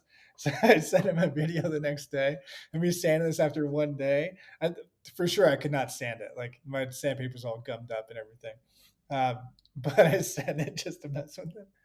And all he sent back was motherfucker. I had no problem with the oil primer next day. It would gunk up a little bit, but it Yeah. was pretty freaking dry. But it was like a day for Yeah, I everything. mean, It was like 24-hour wait for right. every step. So I was like, oh geez, if I want to do Yeah. this many coats, oh okay, that's 6-7 days right there. Oh shit, nice. Everybody that's doing it, they're not showing the full process. Like it's a trade secret. It's a secret. You know, they Well, make it like it's Yeah. it's special. It's like, oh no, you got to be in the club to fucking to rub these nuts. It's like, no, Yeah. eh, well, I feel don't like think it's so, man. really, really Not my kind of hard club. to do that. I think that there's probably a lot of this data around, but when you nurture something and you build it up and you put it on this platform and this pedestal, it's very, very hard to say, listen, this is what's wrong with it. Because when things are going good, they're Yeah. good. It's sales. It's all marketing and sales, and that's why I think a lot of guys get sucked Yeah. into it too. Because it's like it's more.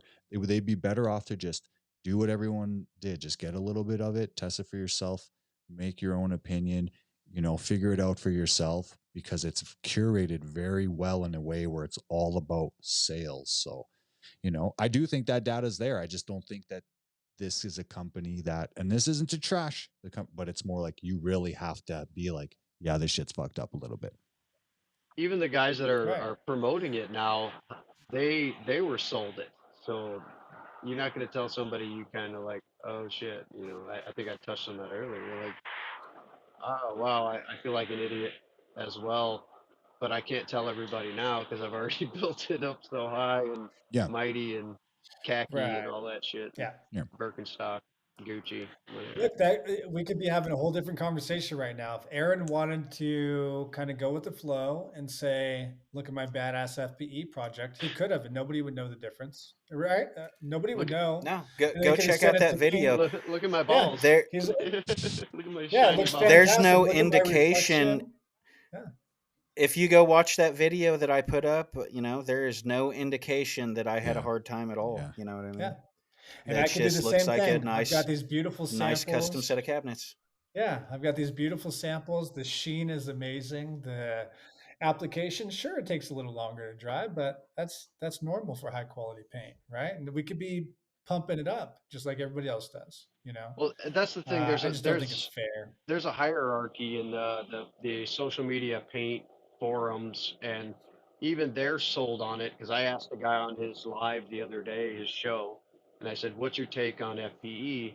And he actually answered and was like, "Oh, it's the greatest paint ever." And if I was, he's like, "I don't have a market for it, but if I did, I mean, it's amazing." And he just promoted the shit out of it, and that's just who he Yeah, is anyway.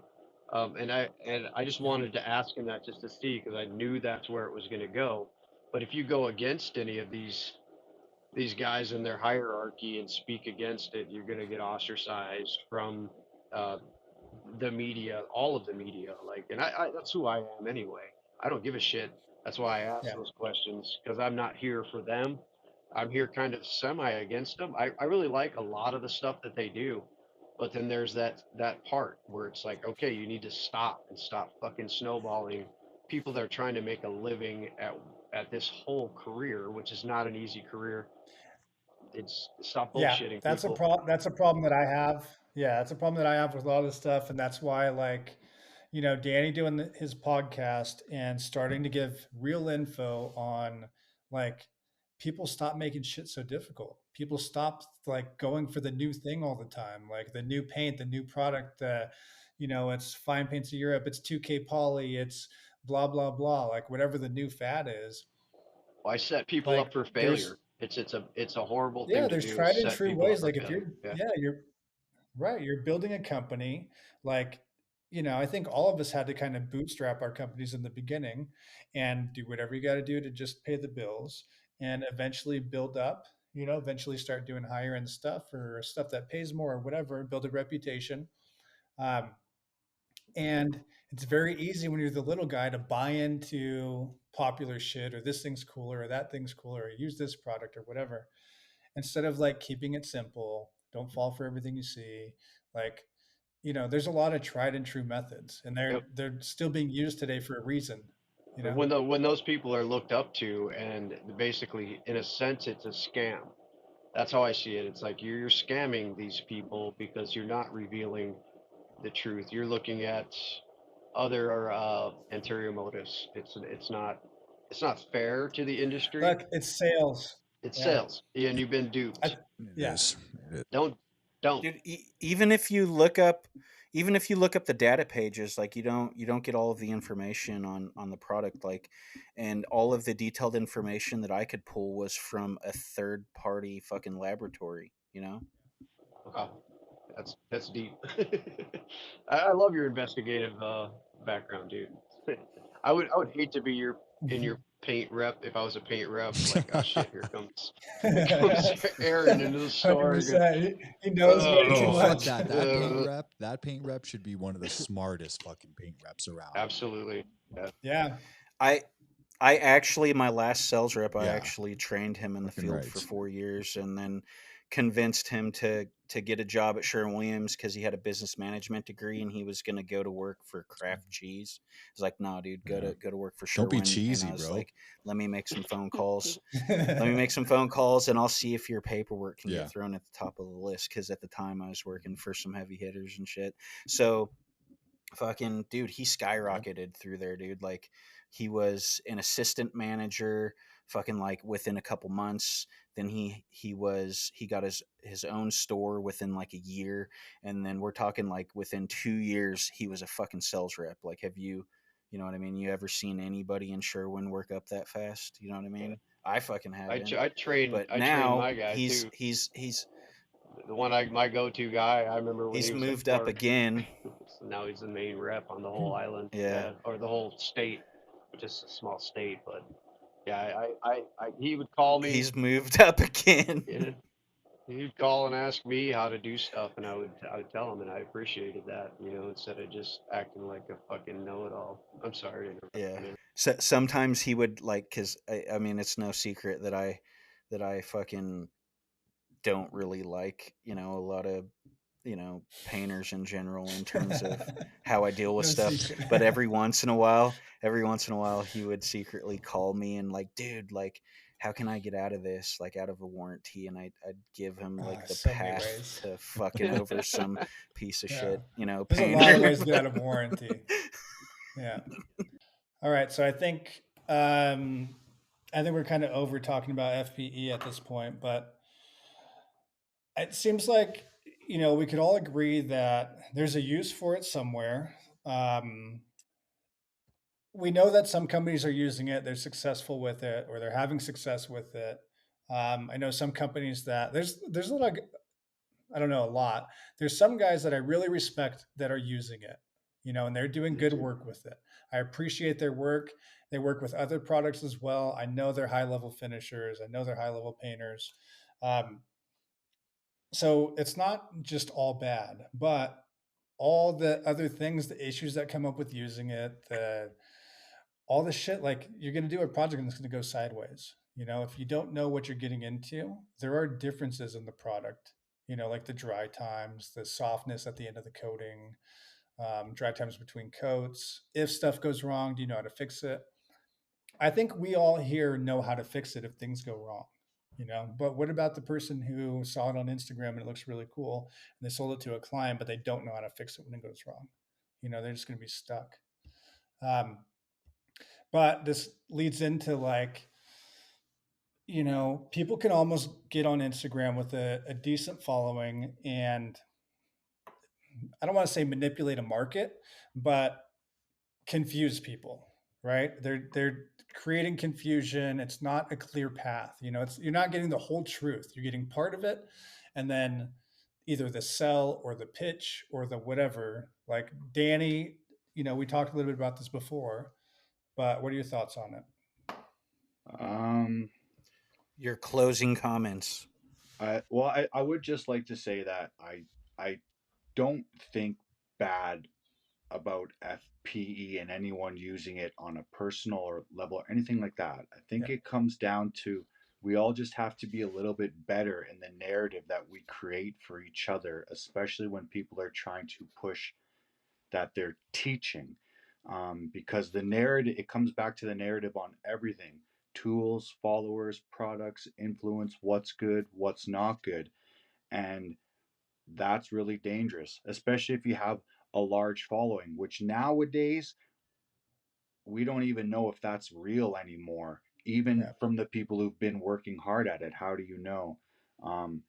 But that once again starts to create a narrative like this must be good because I've seen it here because this person has this many followers, and I've seen this and I've seen that. But if you have that kind of power, you need to really be careful on what you say and how you push it. With great power comes great responsibility, Spider-Man. Yeah, So, it should be. Absolutely. Well said. watch what you're putting out there because, in one sense, when somebody sees something, well, there's one company right now I always think of, and they've exploded online. But I'm trying to stop people for a minute to be like, you need to stop looking at all the bells and whistles and think like, how did that person explode from now till then that fast? No one questions anything anymore, man. Yeah. Everyone just they see it. It comes back to the FP with the gloss. I think if Brilliant wasn't one of the top products and it wasn't something that was first seen, no one would give a shit about FPE. Right. It's Yeah. the gloss. Everyone was like, oh, and now all of a sudden it's like, oh, I just wish some of those top guys would come out and say, this isn't for everyone. Yeah.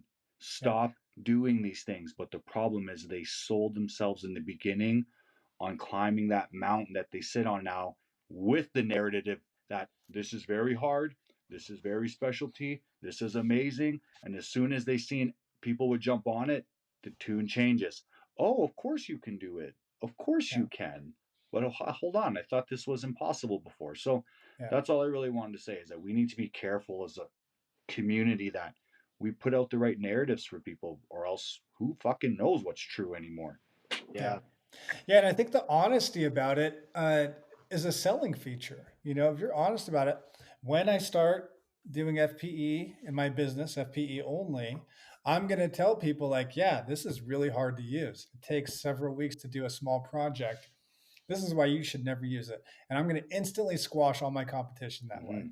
Nobody's going to want to compete. I'm just going to tell them how hard it is to use, how much a pain in the ass, how expensive it is, and nobody will do it. But what And I drives have me no crazy competition. about that, John, is the people that are pumping it up as if they really know, and then they make a mistake, and instead of saying like, shit, like I really fucked this up genuinely, they turn Right. it around Yeah. and they say, hey guys, this is great content. I'm going to show you how real of a person I am and how I fuck this up. And you guys should all join me for the journey. It's like, that's not genuine, yo. Yeah. That's no vulnerability Yeah. there. You haven't, yeah, you know what I mean? Yeah. So Biased. Mm-hmm. it's terrible. Yep. Yeah, with great comes responsibility, like you said, man, and that's the thing too. Like I've been questioning other things since I started on social media with my painting stuff. And when you attack someone's hero, that's how they look at it. And it's not attacking; it's just if you speak about it. There's a lot of people that if you say something bad about the Idaho painter, boy, they're really on his side and defensive because they were sold on that, and nobody's going to tell you that maybe they're wrong, maybe somebody else is right, and I'm not doing it to be a dick. I'm just pointing things out in a perspective of been doing this my whole life, and I've been screwed before, and I don't want other people to get screwed and uh, put all their eggs in one basket or in anybody else's basket. Be an individual. Do your research on anything that comes across on social media. Even me. Yeah. Yeah. Yeah.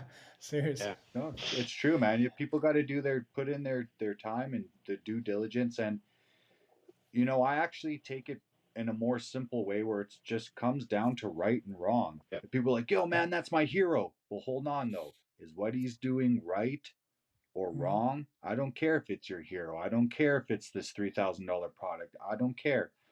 Right? But there's so many things that come into play with that, because some people like to make fast, easy money. Some people Yeah. like to do specialty work. Some people like to hang wallpaper. But my thing with it is too is I always compare it to like the guys that painted the Sistine Chapel.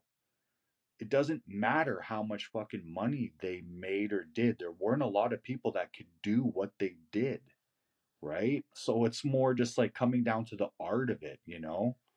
You can't knock those high gloss doors when you see the amount of work that goes Yeah. into it. That Yeah, that's good it's work. Yep. It's yeah, cool. you know. It looks good. But it's all about how you swing your dick about it. Yeah. That's what I have a problem Yeah. with. And if it Like, keep it in Yeah. your pants, boys. there's Like, so much Jesus Christ. there's so much penis envy, Put that thing away. That's what I'm saying.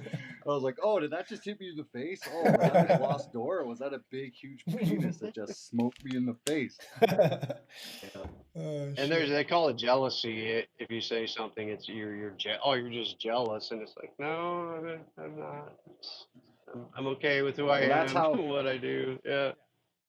But that's how I feel sometimes. Even with the 2Ks, it's not just FPE. Like I said, it's not a rant on the FPE. Yeah, 2K does it Right? hardcore to Danny. Right? Yeah. Like you said, Sam, I even questioned myself. I'm like, should I be using lacquer still? Like, what the fuck? You know what I mean? But and then I went to a service the other day, and it was like a reformation. I was like, you know what? No, this is still good, because I went to this house, and the kitchen was done in lacquer. It looked great, but his teenager's bathroom was like fucking destroyed. So I'm like, Yeah. right there, I'm like, maintenance. Like, how can somebody say this is the best? Oh, this is Yeah. the best. Oh, this is the best. Like, whoa, there's Right. so many things involved. Or calling yourself a craftsman now instead of a fucking painter, dude. You're a painter. We're all painters. You're not above me because you rebranded yourself. I'm sorry, man. It's Like, hipster, man. yeah, Hipster. yeah. It's It's the elitist bullshit. yeah, It's the direction. I would like to do the same thing Aaron did earlier, and I would like to say to all the people that picked my brain for 2 years and then went and got certified and started to like question everything I fucking helped you with, fuck you too. Because that's the shit that pisses me off, because I'm like, yo, so you go to, say, a class for something that's the hardest thing on the planet to do, but you can learn it in a weekend. And then you have to reach out to a handful of other guys to pick their brains about other things. How does that make any sense? Like, how does that make any sense to me? It just doesn't. well, I paid them, so it's right. I paid them to learn, so I didn't pay you. It's Thanks for the free shit, dude. it's But yeah, it's the Look, narrative, right? yeah. It's like, and yeah, exactly. It's the narrative, and it's what it's the people put narrative. out there. Like, look, I've done. I did a Vero metal seminar, and it was a one Yeah. weekend. Right, it's the metal coatings. You're an expert. And so I had this conversation with Aaron too. Yeah, I had this conversation with Aaron too, where you can learn a lot in a weekend, right? Like if I went to work with you, Danny, for a weekend, and we're like, you're just going to show me how you do lacquer, and we're going to do a couple of projects, I would learn some shit from you, like without a Yeah. doubt. If I went with you, Sam, and we're going to go through a Woka project, like I would learn from you, Aaron. Even on your Fine Paints of Europe project, if I would have went there, I would have learned a lot of shit just doing that with you for a weekend. I would have learned that you tested 2 mils, 4 mils, this way, that way, dry time this, wet time that, blah, blah, blah, right? You can like you can learn a lot in a weekend, but you are by no means an expert. You are by no means like now all of a sudden skilled in a product, right? Like with the Vero metal, I'm way ahead of the other guys that were in that class because I have a huge painting background. I have a huge Yeah. coatings background. There's other people in that class that are like artists, right? And they're just trying to learn what they could do art wise with this product. It's like they're going to have no concept. Like when we're spraying panels out, we're spraying samples in all different metals. And like when they're spraying, I'm like, fuck, this guy has no idea what he's doing. It's like, this has to be like the first time this guy's picked up a gun, right? And but they're going to be introduced to the product, right? They're going to get to feel it and play around with it and see what it does. You know, they're going to have some ideas and what kind of gun to get and what kind of compressor to get. um, Dry time, they're going to have some understand, like a very preliminary understanding of dry times between coats, how you can fuck it up, how you can minimize your chances of fucking it up.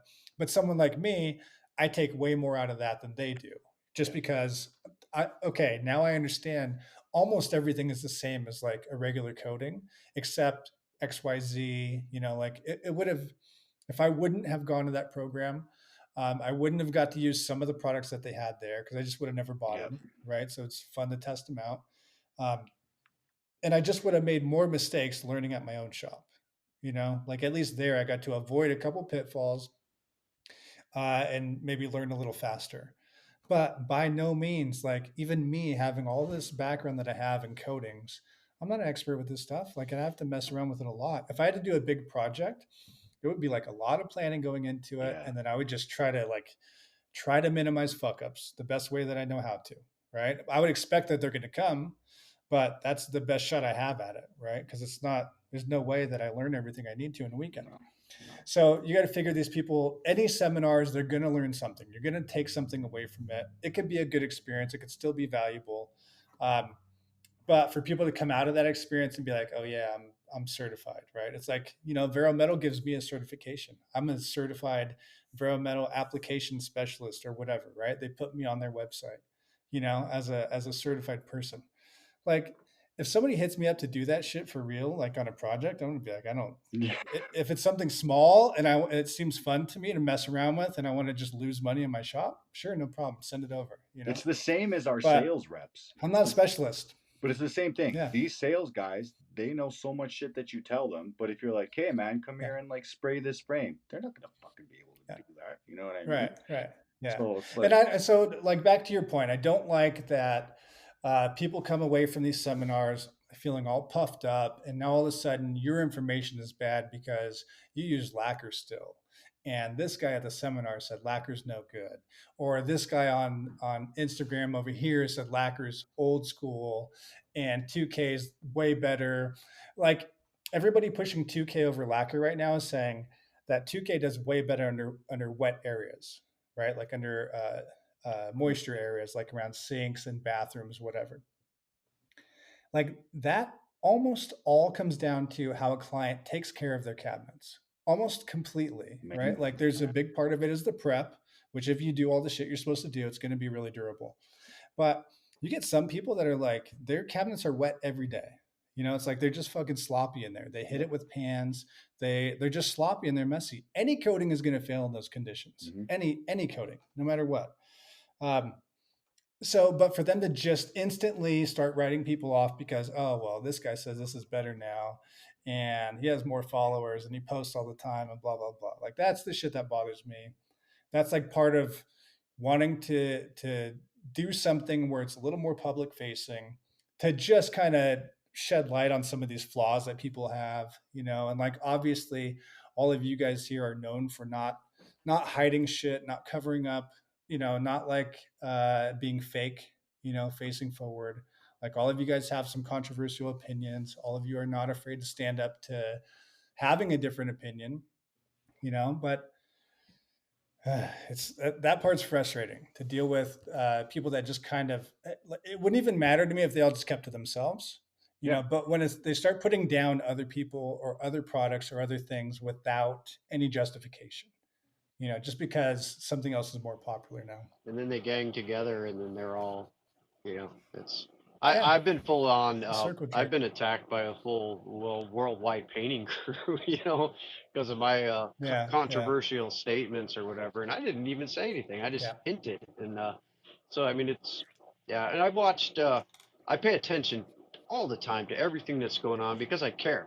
I care about it, and my controversy is me getting worked up enough to say something about it. And like I watch, say Nick Slavic's Ask a Painter thing, and some things make me cringe that he says, and a lot of yeah. the stuff is kind of cool.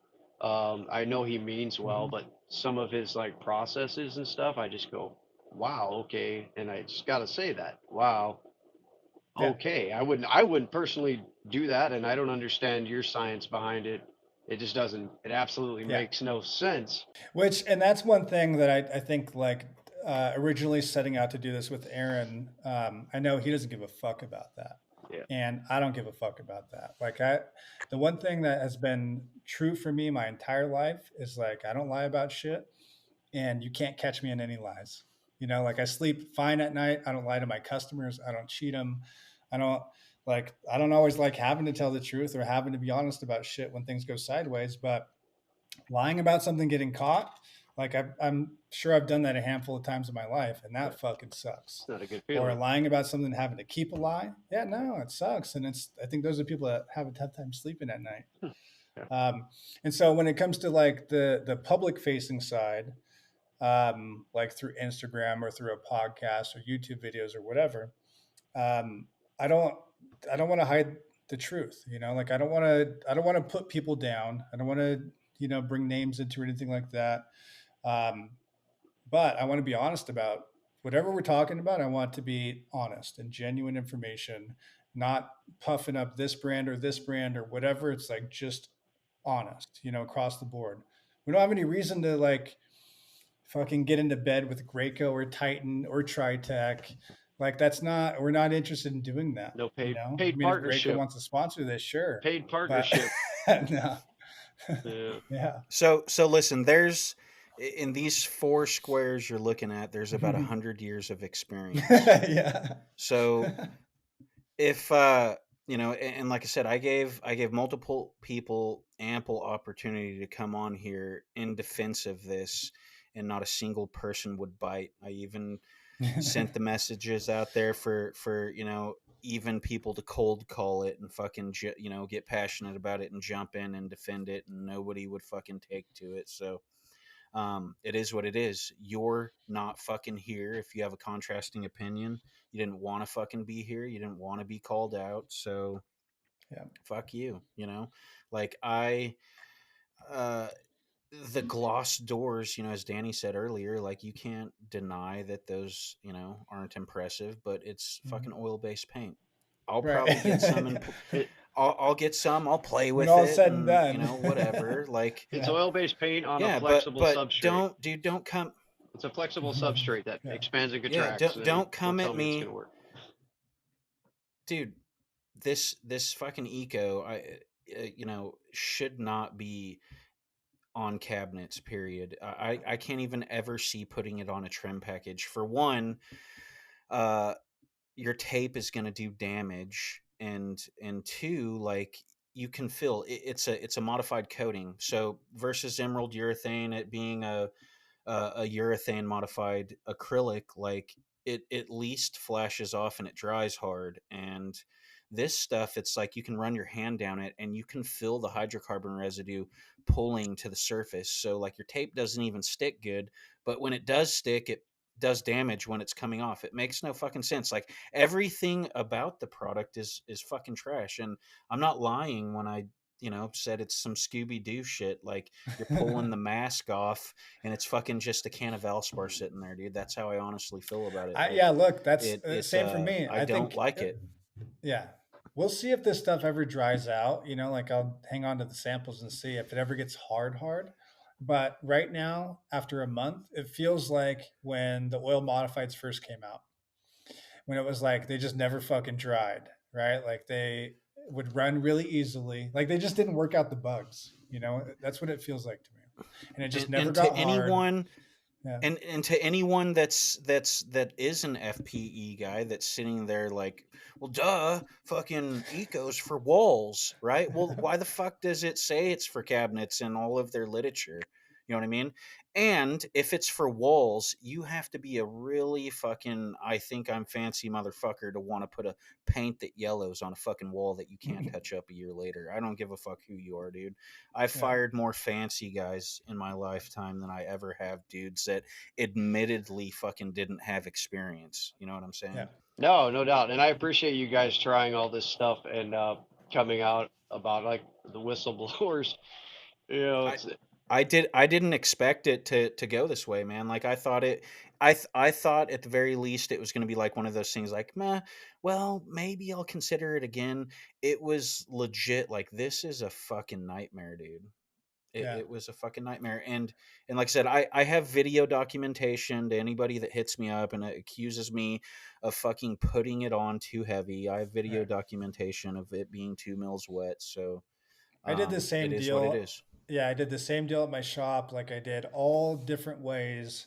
I had like 10 sample doors, all 1 foot by 1 foot doors, oak and maple. And I did testing every different way. I did shellac primer and then uni primer on top, and then my top coats. I did primer at 2 mils wet, 4 mils wet, finish at 2 mils wet, 4 mils wet. I did raw doors, universal primer straight on top of that. 2 mils and 4 mils. Same for the top coat. Like every different way you could do it, just to be like, look, it's not because of how it's fucking applied, right? Or to be like, Aaron, I don't know, you fucked something up because it worked perfectly for me.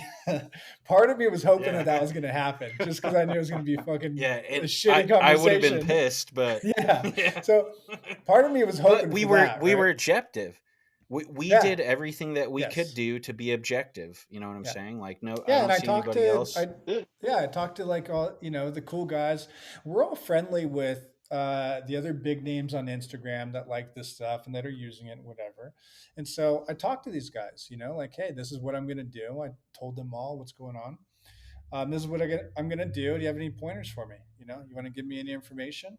And it's pretty much all the same stuff. It's like nothing new or special. No hidden secrets about it.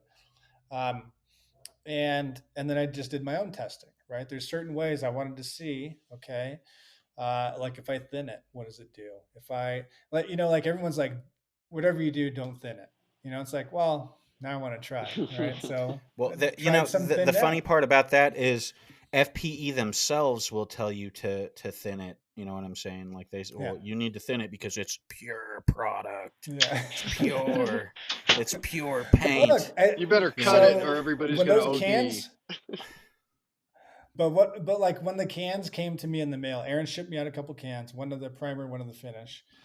They're pretty cans. They look so cool, right? Like they have great Yeah. labeling. Even like the cute little, 3/4 of a gallon can is like cute Did Yeah. you looking. get a chocolate bar? Their labels on top, everything. Yeah, yeah. Everything about it looks so nice. It's like it smells a little different out of the can.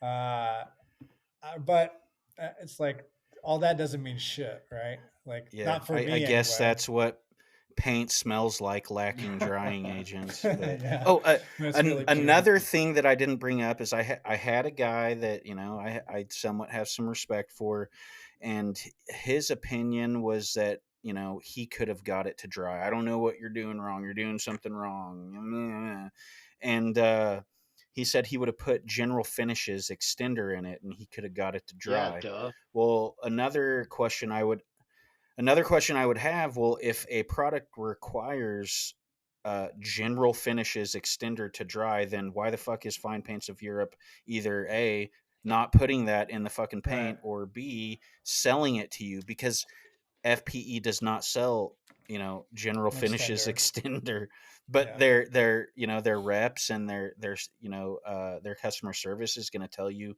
to put a third party product into their paint. Like that doesn't make Yeah. any Well I could sense. pull curated, that. man.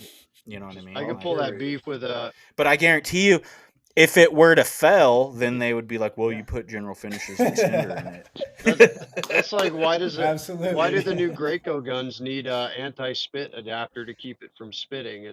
Like that doesn't make sense. When you see somebody Yeah, with a great Yeah. that is that is kind of bullshit. weird. But But But they also sell the product to make it stop spitting. So yeah. yeah. I love those. I love those the new PC guns. I do not like the new Titan guns. But that is one thing that I notice is those fucking things spit like crazy. I use an I RX-80. inherently I'm like good with it. RX-80. just just just because the way I came up, like we had equipment that wasn't taken care of properly, and it never got repacked or rebuilt properly in terms of rebuild kits for guns and stuff. So you always had to develop a means of spraying something to release a trigger at the perfect spot where you're not spitting Yeah. on a door or on a jam or something. So Yeah, that's piece of not a cake. big deal to me. Yeah. But I have recently bought a couple of those Quick shots. Clean shot. a Quick couple of stop? those Clean clean shot, Clean shots. clean shot. shot. Yeah. So because spraying these 2Ks and stuff and me needing to release a trigger like on an open wall, like, or also it helped with that FPE paint, in terms of reducing my mill build. Like it kind of consolidates your patterns and stuff, and it's like it condenses your it's like it atomizes it better. So I noticed that, like, running the FPE paint, like, but yeah, those PC guns spit like a motherfucker. Yeah, So I've been RX80 for a long time, and I they just last forever. And I've always used Graco yeah. housings and Graco fine finish tips until the HEA tips came out, and they gave me a bunch, and I was very like, yeah, fuck you. Your tips you made for years were shit, and they actually worked really well with the gauge, and I don't get any spitting, anything like that. I do have a bunch of PC guns that I was gifted and tried them out. I still use them, but I just know that they're gonna spit. But I just for anybody that's listening, if you do try those, I don't work for fucking Titan or anything, but I found something that works for me, and even with the 2K products, thin viscous products, yeah, I switched my entire tip system to the Titan HEA, and I'm super happy with it. A low pressure, saves paint, blah blah blah.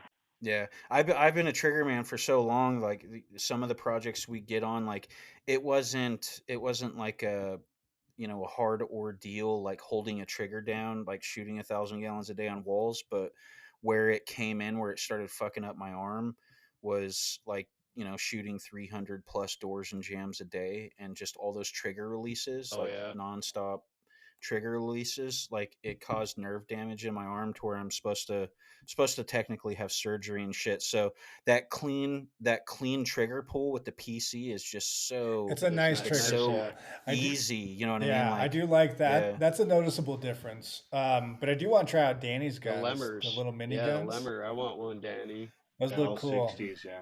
Yeah, They're a little bit tighter though. I yeah, think that if people tried them, they'd be like, "This is way too tight of a trigger." But it's very short, so that's yeah, kind of what I like about it. Even though it's a little bit harder, it's very short. yeah, So yeah, I don't know. Yeah, yeah. I'm like I grew up or learned the same way as Aaron. Some of the machines, it's like, how do you get rid of the spitting? And it's like, just don't spray on the fucking substrate. It's like, oh, okay. So, Yeah, yeah, figure figure it it out. out. So Or yeah, which is why, and don't so many release the people are Dude, like, trigger. that's what's with like, the bucket walk, man? I was like, well, listen, I want to go top to bottom or bottom to top. So when I see guys spray yeah. wainscoting and they're spraying each individual square in the middle of the wall, I'm Oh like, man, I'm that like, how kills are me. so? And it's the same for people like, hey man, how do you get rid of the spitting? It's like, stop spraying it like Yeah, that. Just go top to bottom. Oh yeah, yeah, or learn how to spray yeah, without releasing the trigger. I Yeah, mean, I rarely release a trigger when I'm shooting. yeah, man. yeah. Yeah, for sure. It's probably a bad habit, but I don't give a shit. It works for me. I'm not going to name names on this, but I had some guys, come out and see me, and we did some stuff, and we were filming, and they were wanting me to release the trigger, and I said, well, maybe if you guys made a fucking gun that didn't spit. Yeah. But once again, it's some fucking dude in a suit who's like, well, what do you mean? What do you mean? It's like, you don't Yeah, know what I mean? right. Fucking idiot. What?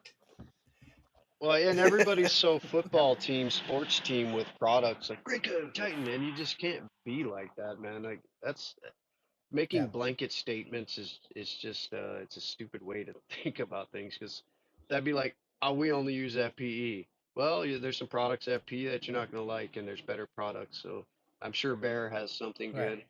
I don't fucking know, Yeah, but yeah, yeah, you just can't do that with any industry. It's a sales pitch, and if you feel that way, you're duped. You're the sheep. You're not a shepherd. They all Yeah, compete with each other. All these yeah. paint companies are all competing. They're all dissecting each other's stuff. They're all trying to reverse engineer and figure out what did they put in this product. Yep. Like all of them are And they're competing. using us, It's not like one of them just broke away with a magic potion and nobody else can copy it. It doesn't and work we're that way. their salesmen now. Competition stimulates Yeah, growth. You know what I mean? Like we need Ford and Chevy, we need Titan and Graco, and if there yeah, was just one, there would be no innovation. Sure. Exactly right. Yeah. Yeah. yeah, I've had Fords and Chevys, and I'm not biased. It's just like, yeah, that one was good. That one Yeah. wasn't. Yeah. You know? And after 30 years yeah, of fucking buying tools and throwing shit away, I've made my own opinions, which we all do, and I have them, and yeah. they're, that's, Yeah, but look, so that's uh I'm sure everybody already knows this, but Sam runs the Painters Emporium, and that's like a good collection of good tools, right? Like those are like the kind of scrapers you have are like cool scrapers that work really well. Like you could get. So I don't remember who was posting them originally, but it was probably Painting by yeah, yeah. Josh, who had the one where you could screw in the carbide scraper, and somebody's like selling knockoffs, right? It's like almost exactly the same, except you can't put an extension pull on. It's like, what the fuck, man? Like Those that's like people were messaging the me at part of the really cool thing about it. People were messaging Yeah, me saying, "Hey, I got this from the Idaho painter, and I don't know why it doesn't attach to a pole. How do you do it?" And I said, "Well, it's 'cause right, it's not the same one. right. It's But it's like that kind of stuff where yeah. um, the knockoffs but the competition drives it up, right? It's like hopefully that one rises to the top because it works really well.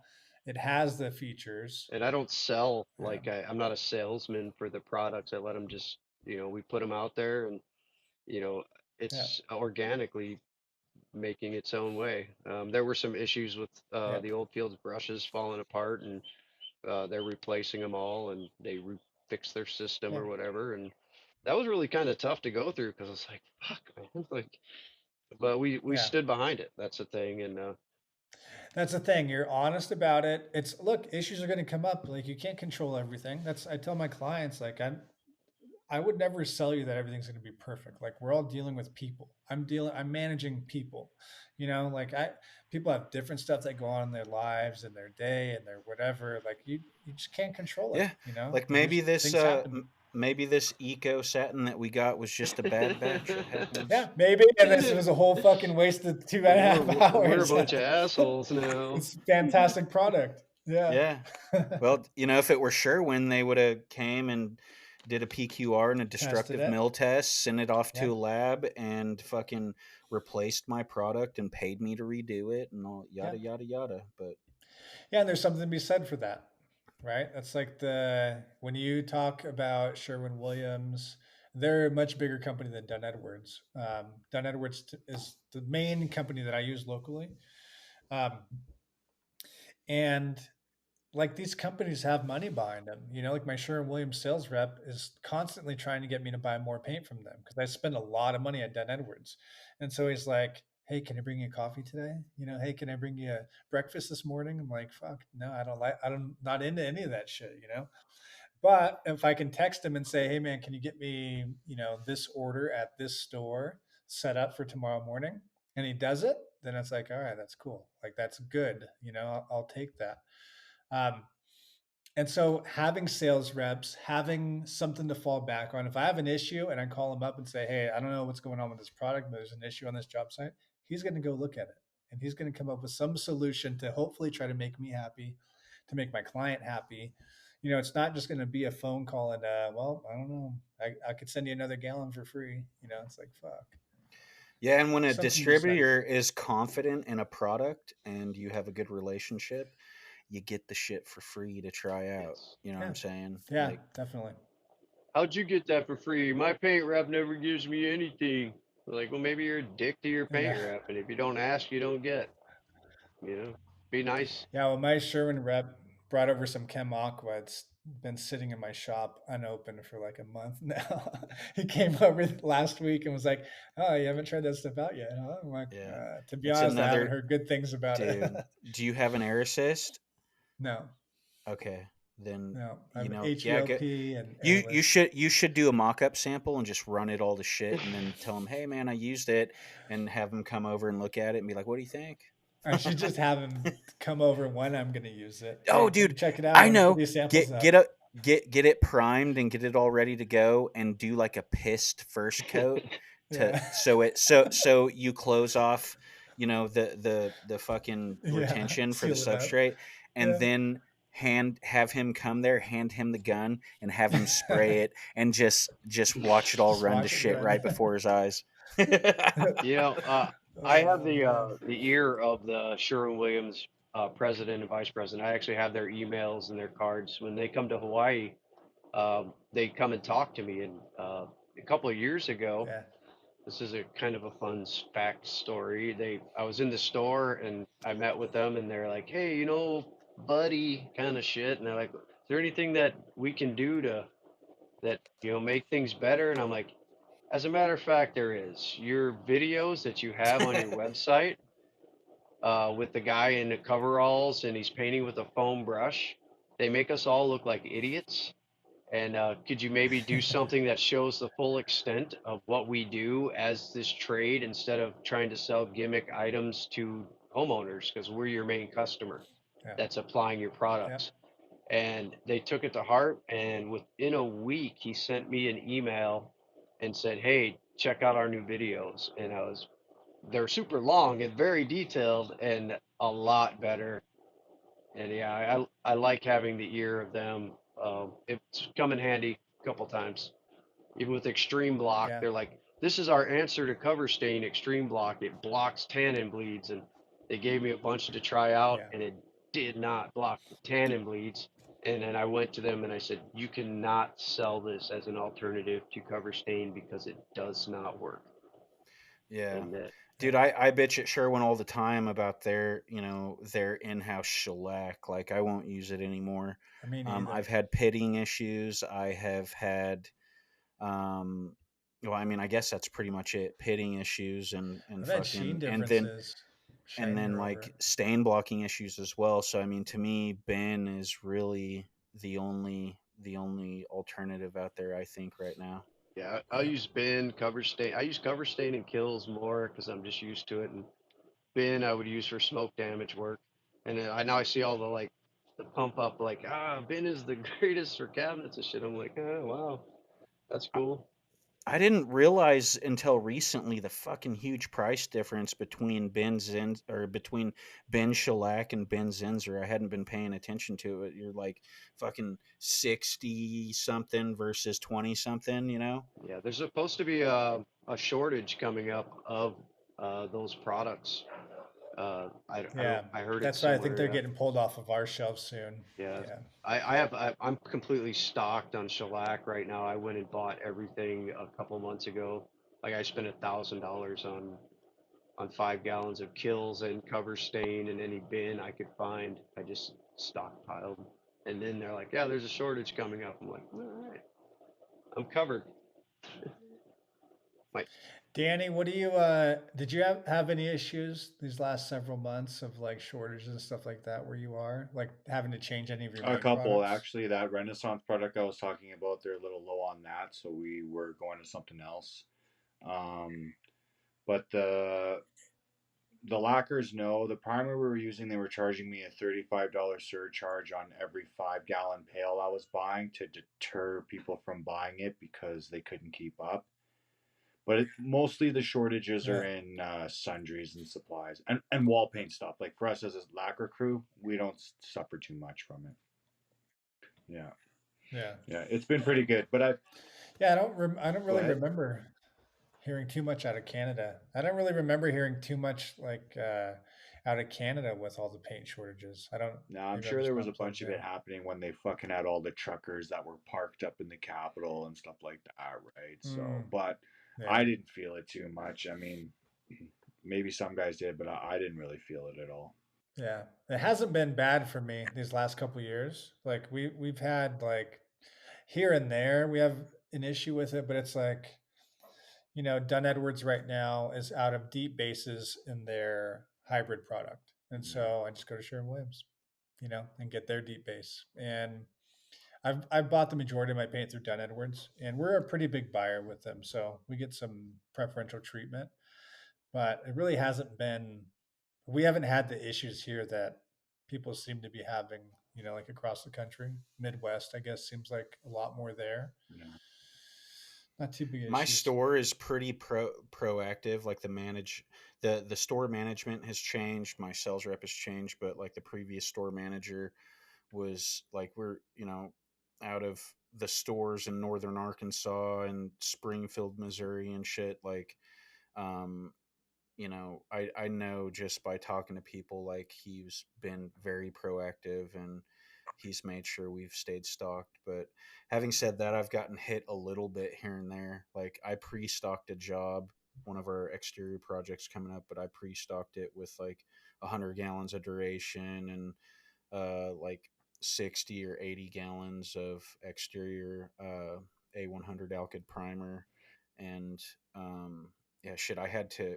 He found the alkyd primer like in a DNC, and I ended up getting like I said, he ordered like 80 gallons all in singles. But yeah, It changed my game a little bit when I bid now.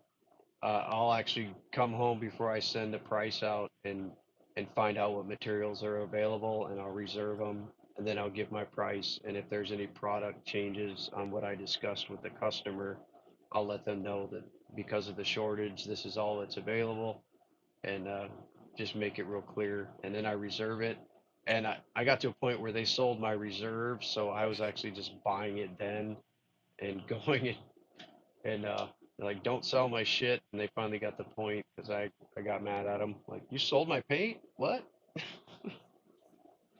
yeah, they pissed me off once with that. Like they did it to me one time where hey, set this shit aside, and the previous store manager, we had a decent relationship, but he's fucking, you can tell he's greedy. He just wants to turn his numbers and stuff, but he sold some shit out from underneath me, so I had some phone calls to make and some fucking asses to chew, but they didn't do it to me again. I also started like buying shit in advance and just sitting on it, and then I would go fucking return it right before like his monthlies, Yeah. So if you want to fuck with me like Oh that, then man. here's what I can do. You're not going to hit your quota now. Yeah, a lot of them don't understand that. So he loses on his sales. Yeah, Yeah. that we've been doing this a lot And longer than they have been a clerk. That's a pretty good one. I haven't heard of that That's though. pretty funny. Like, I've had my salesman be like, "Hey, I know you got that big project coming up. Could you buy that paint like before Saturday, just to yeah. pump up July Yeah. or whatever?" Yeah, and that they've done some shit. He's done shit like that. Hey man, you want to get this and this so I can hit my quota for the Yeah, month, and I've went out of my way to do that. And yeah, so that when he fucking sold that shit out from under me, so I was like, all right, dude, you want to fucking do this? Like, we'll yeah. we'll see what's up. Did All they right, just get dropped out? I don't know. We'll see if they pop back up in the waiting room. Yeah, Yeah, we had a pretty good run tonight, though. Um, yeah, yeah, well, hopefully they pop back on. But Danny from Top Line, he's got a good painting podcast going on. Real Talks of PSC, I think it is. It's kind of motivating to get information out there because it's just really helpful. Like no matter who you are, if you're in this industry, just getting like some real feedback, real knowledge, like that shit is valuable. It's even if it's in smaller bits and large chunks, whatever, it's just valuable to have, valuable to hear someone talk about the things that you're specifically working on, like day in, day out. You're trying to make your money this way. Any information you can get is usually helpful. All right, so I think we'll wrap this thing up. I think we had enough. We went pretty deep in on Centurion and FPE and everything else. Sam, thank you for coming on again. I think this is like 3 or 4 times in. Um, Danny, thank you very much for jumping in today. As always, please like our YouTube page, give us 5-star only reviews on all podcast platforms. If you have questions or comments, send them over to hello@paintsniffers.com or on Instagram @paint_sniffers. You can also watch the video version of the podcast on the Alpha Painting YouTube page. Go to playlists and it will be filed under Paint Sniffer Podcast. Via YouTube, you can write into QA@paintsniffer.com. Thank you for listening to Paint Sniffer Podcast.